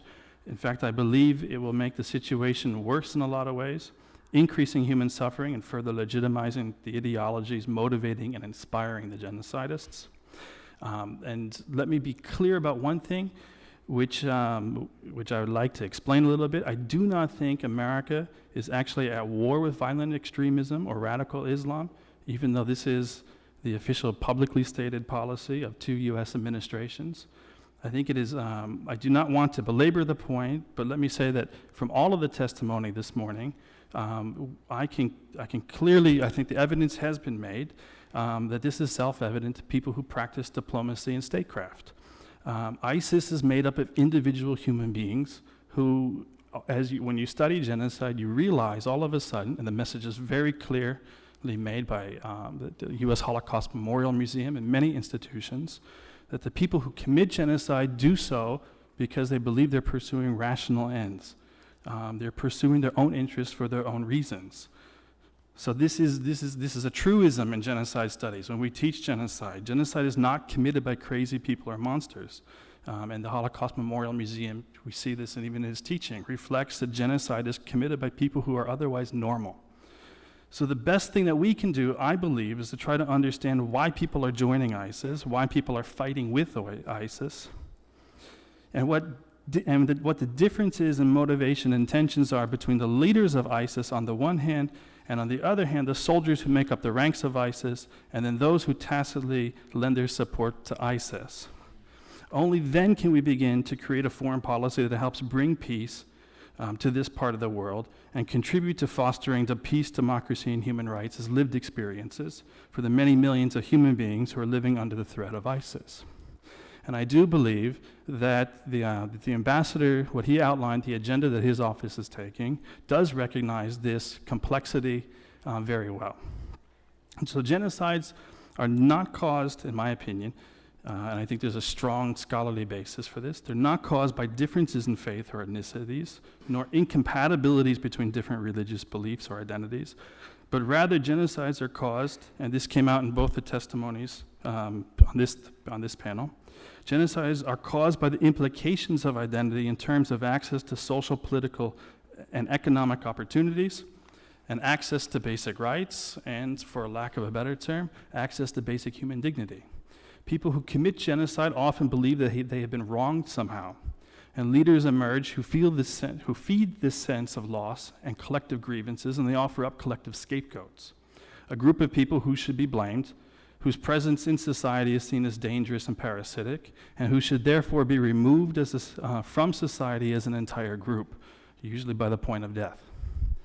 The leaders of genocide I need to qualify this, they are usually not motivated by the ideologies of hatred and exclusion that are motivating the mass movements, but rather by the belief that they can gain something out of the ideologies of hate. Yet at the same time, not all individuals who sign up to fight in genocide do for the same reasons. The people who come from the US to fight with Daesh are doing so for very, very different reasons than the people who are coming from the countryside and the rural areas of Iraq and Syria, and that's very, very different than the reason from the people who are fighting, who are coming to join this, who are living in areas of Tunisia and Libya and so forth. So if I had more time, I'd give many examples of this. The point is, no genocide emerges from a single calculation of hate and bigotry, and the case of Daesh or ISIS is no different. Any plan to stop genocide that Daesh is committing is therefore equally complex. In considering the U.S. response to Daesh, it must be remembered, I believe, personally, that the U.S. invasion of Iraq and then Libya has created the social and political context out of which Daesh's ideologies are forged, but more importantly, the way in which people who follow this movement and sign up to fight in this movement, I believe it gives it a sense of truth. So I do not believe that that the motivating ideologies have come out of any particular I don't want to belabor the point. Hundreds of thousands of Iraqis, it must be remembered, have died as a result of this war. And the region that is twice the size of Europe has been thrown into social and political chaos for over a decade. ISIS's ideology provides a clear vision of how to escape this chaos, this death, this corruption, and collapse. And I think that in the long run, sending in more soldiers will not solve anything in the long run. Instead, it will actually legitimize this sentiment and recreate the very conditions that gave rise to the genocide in the first place. And I think to a large extent, the testimony that we've heard today would support this, although in a probably far more nuanced and diplomatic language. If the U.S. decides to combat Daesh or ISIS militarily to prevent genocide, I think you actually have remarkable models for the U.S. response after the Khmer Rouge, beginning in 1991. I think that the U.S. should do so under the authority of the UN Genocide Convention, and that action should be undertaken through the UN Security Council and UN peacekeepers in Iraq, drawn from a wide range of member states, coupled with a UN resolution, and this is the most important part, a UN resolution referring ISIS to the ICC. I do not believe this should be NATO military action nor US action, and I can clarify this in the questions and answers. I think the UN presence will reinforce a sense of global outrage at the crimes ISIS is committing and prevent future generations from interpreting any military intervention to stop the genocide. I'm not talking about later generations. It'll prevent these later generations from interpreting military action today as something that was just US or NATO imperialism. This has been very, very important in Cambodia, where there are strong parallels between the Khmer Rouge, the ideologies of the Khmer Rouge, and what's happening with ISIS. And crucial to the rehabilitation and reconciliation in Cambodia has been the UN action. The blue helmets mattered in this country. Instead of armed intervention, however, I do urge U.S. foreign policy to move forward in 3 ways, and I think that my comments have been substantiated in much greater detail by the other panelists this afternoon. Number one, I think we have to find ways to emphasize that the U.S. has an obligation under international law to prevent and punish genocide, and that genocide can be neither prevented nor punished if history is forgotten. Therefore, I'll go quickly because this has been elaborated by previous testimony. Therefore, support an independent international bodies to investigate, document, catalog war crimes committed in Iraq, Syria, and Libya. Anywhere where we think that ISIS is committing genocide. Make sure that these tasks are carried out by independent investigators under the authority of the UN General Assembly, or ideally the UN Security Council. This will prevent the documentation efforts from being considered an exercise of victor's justice. And I would support a UN Security Council resolution referring to the prosecution of genocide committed by ISIS to the ICC. The Security Council resolution could be introduced by Egypt or France. They have legal means to do so. Members of the Security Council, they are members of the Security Council, after all, who have been directly attacked by events by ISIS. And I have prepared a draft resolution that I can submit to the record with your permission, but there are many such drafts floating around. I'm not the only one. Support efforts on behalf of the victims, number 2. Support efforts on behalf of the victims of ISIS genocide to seek relief, protection, humanitarian assistance, and refugee status as necessary. To echo the voices of my colleagues, these efforts should include support for victims to testify and bear witness in public settings. Since victim testimony, as we have seen, is very, very important for mobilizing international solidarity.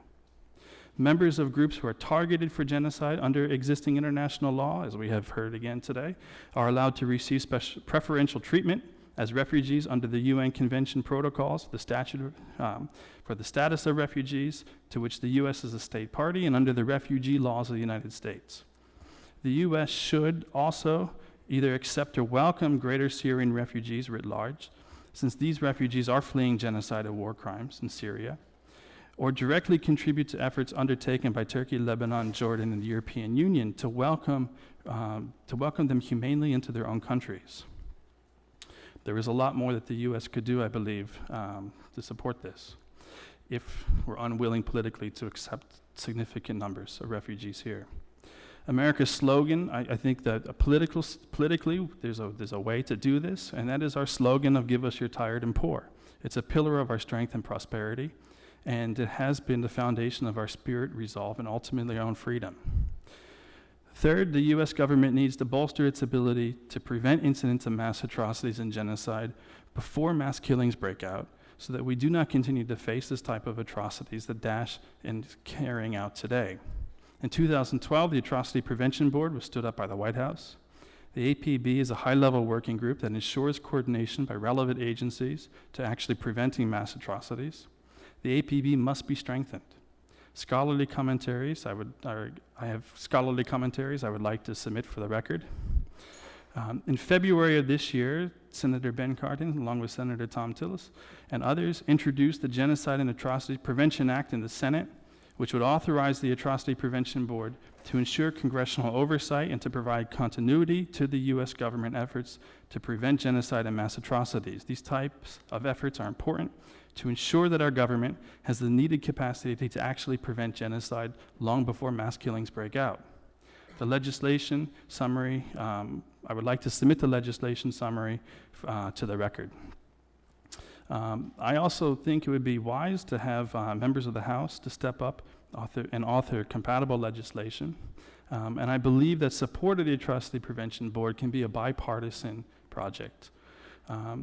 So that concludes my remarks. I want to thank you for what I believe to be an excellent panel today, and thank you for allowing me to testify.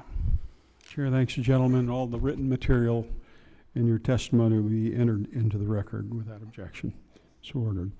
I'll begin questioning and recognize myself 5 minutes for that purpose. I have a question for each of you. Congressman Wolf, given your extensive experience working on international religious freedom issues in Congress, as well as with addressing both the genocide by ISIL and genocide in Darfur, are there any additional steps that members of Congress or the administration should take to confront the genocide of religious minorities in Iraq, Syria, or elsewhere?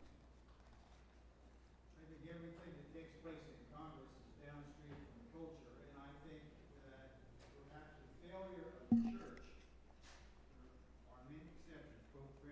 spoken out.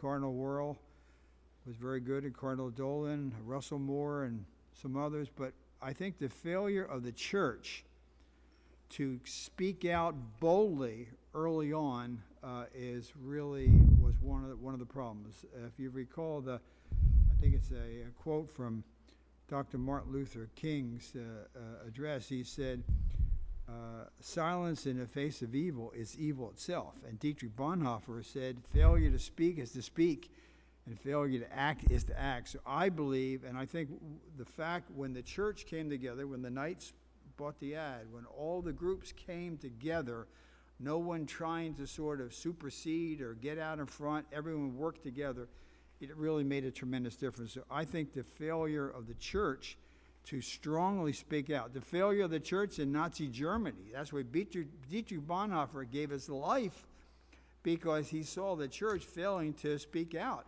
And Bonhoeffer gave his life. He was hung at Flossenburg prison 2 days before the end of the war. I think really makes a difference. So I think people of faith need to advocate and speak out, whether it be, as I know that Mr. McGovern's former member spoke out in El Salvador with regard to what was taking place.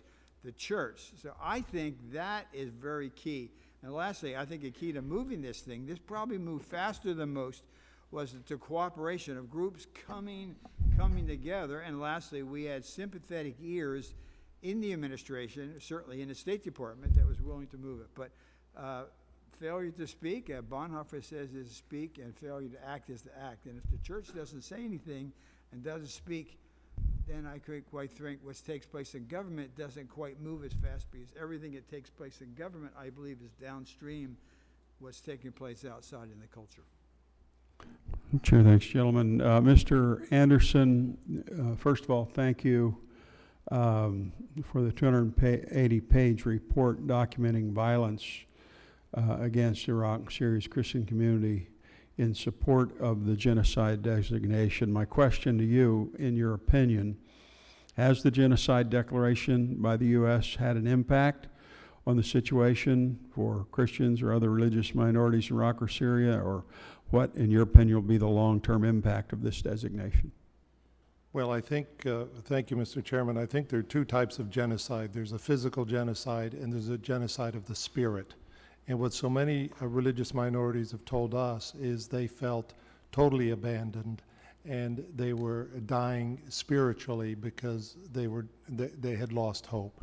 And I believe that the declaration by the House, Secretary Kerry's declaration, and the continued attention is showing these people that they should not lose hope, that they are connected to people who care and to people who have resources to help. And so I think that is the biggest thing this declaration did. Now, as we've heard earlier in the afternoon, other things should follow. The involvement of the United Nations should follow. But also, I think I would ask the Congress, as you look at greater assistance, material assistance to the minorities in Iraq, that you look especially to make sure that the assistance actually reaches the minorities who are in such desperate need. And I think you'll find that perhaps we assume more has been reaching them than actually has been reaching them, and that would be the next thing. Thank you. Thank you. Dr. Irvin Erickson, in your remarks, you stressed the need for a non-military solution in addressing the genocide perpetrated by ISIL. Given the inability of the Iraqi or Syrian forces to halt the rise of ISIL and prevent its genocidal actions without outside military assistance over the past 2 years, how specifically would you recommend preventing ISIL from expanding their control, carrying out further atrocities in the short term without involvement of international military forces? I think first of all, the military force has a role to play. I believe this. I think that there's a lot of the nuance that I picked up in the ambassador's work, which is recognizing that people are not signing up to fight genocide simply because they want to go kill people. There's lots of other reasons involved in this. People have an experience of failed government. People have experience of all sorts of different things. And so, to a large extent, good governance, quite honestly, could have played a role in preventing the rise of Daesh. And I think when you're talking about preventing the spread of Daesh, I think that also has a role to play in as well. So at the same time, there is a political realism where you have people whose lives are dying, people are dying, the movement is spreading, and you do have to confront it. So this is why I believe that the current approach and the current level of military involvement, I would not argue for withdrawing forces. I think this would actually lead to further genocide. Now there's a second aspect of this which I think is very, very important. It's a nuance to pick up on.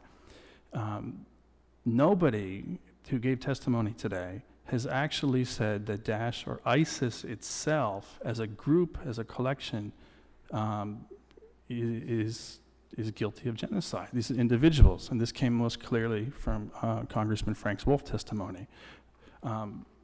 It is really, really important to understand that the UN Genocide Convention, states are a party to it, but states are not the subject of the convention. Individuals are. And this is a nuance that has a very, very specific reason, and it should guide U.S. Foreign policy. The reason is quite simple. After World War II, everybody recognized that the reason that Nazism gained its salience because of the collective guilt of Germany in World War I. So the goal was no longer to punish states, groups, whole peoples, whole nations. The goal was to individualize guilt. Because when you punish whole groups, whole faiths, whole nations, you actually recreate the very conditions that give rise to genocide in the first place. So you escape this cycle of retributive genocides by individualizing the guilt. And this is something that's very, very, very important to take into account. So I think that this, I can go on for much longer. I don't want to. I think I've answered your question plus a little bit more. The military role is a very, very important thing to play. I think that the work that the ambassador's office is undertaking actually fulfills it fulfills basic requirements for preventing the spread of ISIS and Daesh capabilities. Okay. Chair, thanks, gentlemen. Now recognize Chairman McGovern, 5 minutes for questions. Well, thank you. I'll be brief because you've all been here for a very long time. But first, I want to thank you all for your testimony, and it's great again to be here with my former colleague Frank Wolf. I've lost count of how many hearings in this commission that I have sat through, first with Frank and now with Joe Pitts. But I'm always just I always leave these hearings questioning, like, how can human beings do such terrible things to other human beings? It just never ever makes any sense to me. I remember several years ago, I was trying to get into Sudan. They wouldn't let me in, so I went to Chad, and I went to a refugee camp on the border. And this was at the time when the International Criminal Court was gathering evidence against President Bashir. And I sat there as a fairly young woman, talked about how she saw her husband and her children executed before her very eyes by militia forces associated with the government of Sudan. And I remember when it was all over with, I was amazed that she could get through it. And I went up to simply say, thank you for your courage. I think it's really important that you do this. And her response to me was, the only reason why I even want to continue to live is because I think by telling the story, somebody will care, that it will matter. And I'm haunted by that visit every time I sit through one of these hearings, because I think, the people we're talking about here, especially the religious minorities who are being targeted because of who they are, this feeling that the worst feeling possible is that either one, people don't care enough to find out what's going on, or they know what's going on and they just don't want to do anything about it. And I think we're just trying to figure out ways to, you know, to, one, deal with the realities that we're dealing with now, also find ways to prevent situations from arising where we'll see more of this. You know, Mr. Anderson, you talked about a commission on reconciliation and mercy. I mean, at the beginning of my remarks here today, I talked about my visits to Iraq and also to the border of Syria, talking to all the different players to get a sense of whether or not it's a priority. And I came away frustrated that it didn't seem to be a priority amongst the institutional players, the governments, you know, and the lead and the lead parties to make it a priority. And yet, because it's not a priority, I would argue that's why ISIL was able to get a foothold in Iraq and the same thing in Syria. And so we need to figure out how do we promote, how do we actually take that nice concept of reconciliation and how do we find ways to support it? You know, and I mentioned earlier about, I've met women who have been on the lead and trying to promote reconciliation, and they don't get the attention nor do they get the support that they need. And the other thing is, and I don't know if anybody here can answer this, in the territories where we've been able to get ISIL out, you know, what has happened in those communities?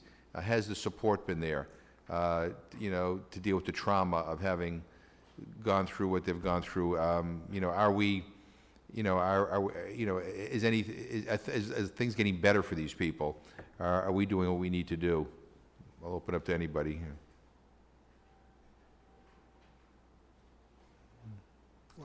Yeah, up in Erbil, to take hats off to the Kurds, they have provided opportunities. There are a number of groups that are making life better compared to where they were. When the Christian community were in Mosul, they had a very difficult time. They had to leave within 24 hours. So it has been better. There have been some who are actually returning from some of the refugee camps and going back to the Erbil area. So it is not a great life in Erbil. It is not a wonderful place. We had a Catholic nun, Sister Diana, say to me, Mr. Wolf, does the West care? But she said, more importantly, does the church in the West care? Well, there are a lot of people coming in. The Catholic Church is doing a lot of work. Samaritan's Purse, Franklin Graham's group's doing a lot of work. So there are some things. That's why for those who want to stay, I think it's very presumptuous for somebody in the West to think that everybody there wants to come here. I agree. They really don't. I had a man explain to me for reasons why, and very, very compelling. And he said the rich history, you know, Abraham's from Iraq, Daniel's buried in Iraq, Ezekiel's buried in Iraq, the biblical history of Iraq, it's the cradle of Christendom. So we should help those who want to stay. That's why I understand somebody up here is talking about a Nineveh Plains protective unit. Have a place where Christians, Yazidi, Turkmen, and challenge the Kurds. The Kurds tell me, yes, we're all for that. Well, let's see if they really are for it. So I think life is better, but it's not good because they're looking for an opportunity. I had a Catholic priest say, Mr. Wolf, help us to stay. But if you're not going to help us to stay, then help us to leave. Mm-hmm. And I think we should help them stay when we can. Right. I think there's a lot that we can do to help them stay. Chair recognizes Congressman Holgren. 5 minutes for questions. Yeah, I'm all set. Thank you, Co-Chairman. Thank you all so much for being here, and especially want to give a quick thank you to Chairman Wolf, who has been just done so much and been a mentor to me and truly one of my heroes, along with these gentlemen up here. Just grateful for all that you have done and continue to do. Wanted just to follow up, Congressman Wolf, on what you had said a little bit about some alternatives, and in one, you know, that you mentioned was this Nineveh Plains province, the idea of designing this a unique place for Christians, Yazidis, other besieged minorities. Wondered how that would work, what we in Congress could do to push something like that, if you really see that as a possibility, and how do we get there? Well, there are groups that are going to work on it. I understand maybe some of them are here today that are going to come together to put a resolution in. I think I can't speak for Mr. Fortenberry, but I think he's for it. I think Congresswoman Anna Eshu's for it. It's a very non-threatening. It basically says in this region, in this county, in this area, they will be able to have Christian Yazidis, and the Yazidis want to come to join. Shabak and Turkmen and others will be there together. We visited a Christian militia. Some of the guys were 20 pounds overweight, but they come back in and they were working out. They were going to try to protect. They were not going to be the point of the spear, but they were going to protect their village. The Yazidis now have. They want their own because, quite frankly, I think, honesty, some of the Kurds turned the weapons on the Yazidis. I mean, Yazidis told me they were in Sinjar Mountain. They gave up their weapons, and some of the Kurds turned and shot them and left in the middle of the night. They want to be able to protect themselves. So I think it has a lot of merit to aid them to protect. Again, not to fight ISIS, to protect and give them that opportunity. And the Kurds, I think, would be for it, but I think for the administration to seize that, and then they build their homes. Secondly, Cardinal Werder, Bishop Werder, would like to see American universities each university take one or two of his students from the Erbil area, Christians, Yazidis, Turkmen, to come to an educational, spend a year or two in the United States with a guarantee they would come back to give hope. So there's a lot that could be done, and I think the legislation should be introduced within the next couple of weeks. Good, thank you. I guess, and open this up to any of you.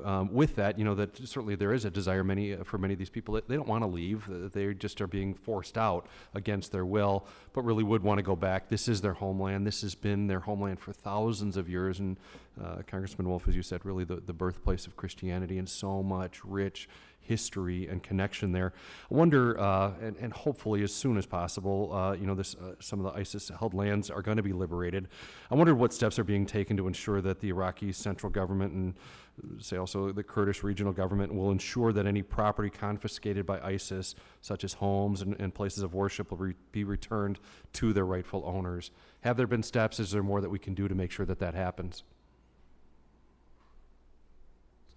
To date, no. In fact, I talked to a Christian man that said he was from a little town near Mosul, and a family took over his town, a family that he took over his house that he actually knew. He said several weeks later they called him up on his cell phone and asked him how to work a piece of electrical equipment in his house. Here these people had taken his house. Wow. He couldn't work. I don't know if it was the dryer or I don't know what it was, but we're asking him. He said, I can never go back. But I can stay, he said, in the Erbil area. I can stay in a protected. So there really has not been a lot done. Now, in fairness to the Iraqi government, Mosul was still controlled by ISIS, and that's where Jonah's tomb was blown up. And so there may be an opportunity, but my sense is most of the ones that I talked to led me to believe they will have a very difficult time returning to Mosul to see the person who took their home, but they may, but they would like to stay up in the Nineveh Plains area. Yeah. I think that if you're looking for models for how to do this very well, I really truly believe the U.S. engagement with Cambodia and the reconstruction of that country, supporting documentation. The Documentation Center of Cambodia is, I think, a model for how to document atrocities. And I think this would go a long way towards just providing models that would answer your question for how to do this. And then I'd add one thing. I do believe that your larger concerns about accepting the refugees. Look, the ultimate goal of Daesh is not to murder people. It's to create a society that is pure according to the ideological reasons that they want to do it. So actually, by ridding the region of pluralism and this heritage, you're actually helping them achieve their own goal. You see parallels of this. This is why Hitler wanted to ship the Jews off to Russia and the U.S. This was fine for Hitler. So this is something. This is a very, very important thing to remember. And I would add that the key is to make sure that our interventions are done in a way that doesn't recreate the very conditions that gave rise to these kind of ideologies in the first place. This means it's a Good point. Well, if I could just emphasize what Congressman Wolf said, if Mosul had been retaken in 3 to 6 months, you might have had a lot of people try to go back. But now after 2 years and longer, you're going to evict people who have been living in these neighborhoods. I think that the chances of that are very, very difficult, and we have to take the realistic assessment here that people are going to stay out of Mosul, and they've got to be given an opportunity with education and medical care at the university level, at the elementary and secondary level, so that their children have a future. One last thing, if I could, real quickly, and would echo Congressman Wolf from your testimony of really the positive of the administration and Congress coming together to condemn ISIS atrocities as genocide. But really that next step now, do you support and how should we go forward, I guess, as far as investigation, documentation, and prosecution of ISIS actions as crimes against humanity, war crimes before the International Criminal Court or other appropriate venues? Which is the right way to go, do you think, in this situation? Well, I think there ought to be a team assembled at the Justice Department and also at the State Department to kind of deal with these issues.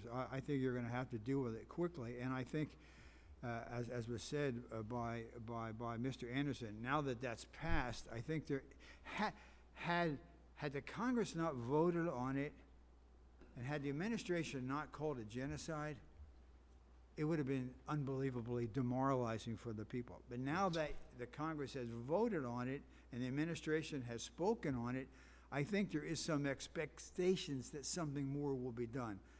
At a minimum, they should begin to, those Americans, it was 240 a year ago, I don't know what the number is now, are they being prosecuted? Are cases being established? Are they on the no-fly zone? Are we seizing their assets? What are we doing? So I think you ought to get a group at the Justice Department and the State Department to consult to begin to do something. And I think that would be a relatively non-controversial issue coming out of the Congress, to again show that we are going to at least prosecute those who are Americans, and I think our allies. I mean, there are 4,000 to 5,000 from England, and they ought to be doing basically the same thing. Yeah, I think you're absolutely right. It does feel like the right next step, and with taking this first step, I think it would be, again, demoralizing to not follow through on what the law requires on this. So, again, thank you all so much for being here. Thank you for the work that you're doing. Let us know how we can be helpful. Mr. Chairman, I yield back.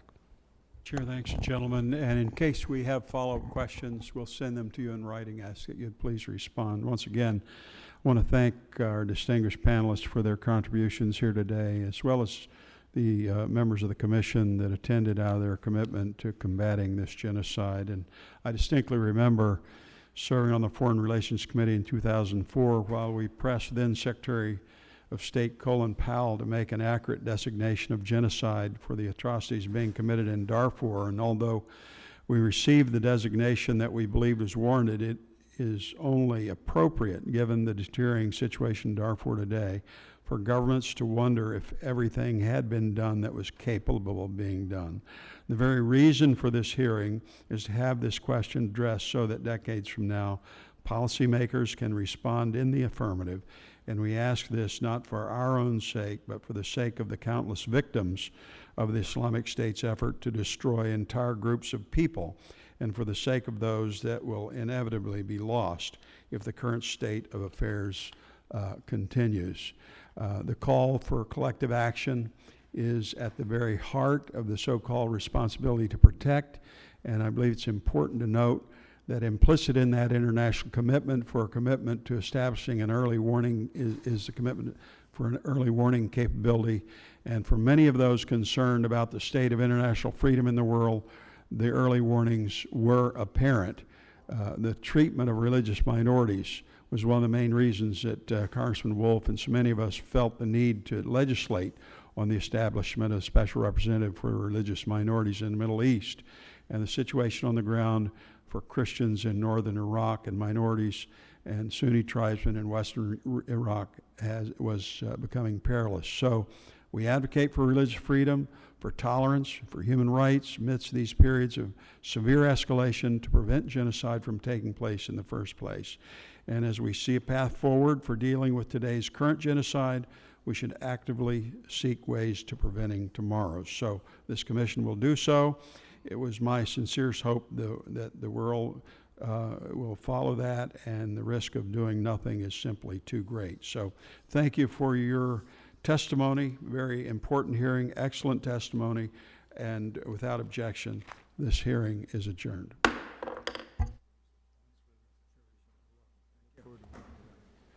Nigeria is going to be a big problem. The Catholic Church in Nigeria, we just got back, is being, and Nigeria has 176 million people. If they unravel, Europe will be, but think about Nigeria, but we don't want to forget Iraq.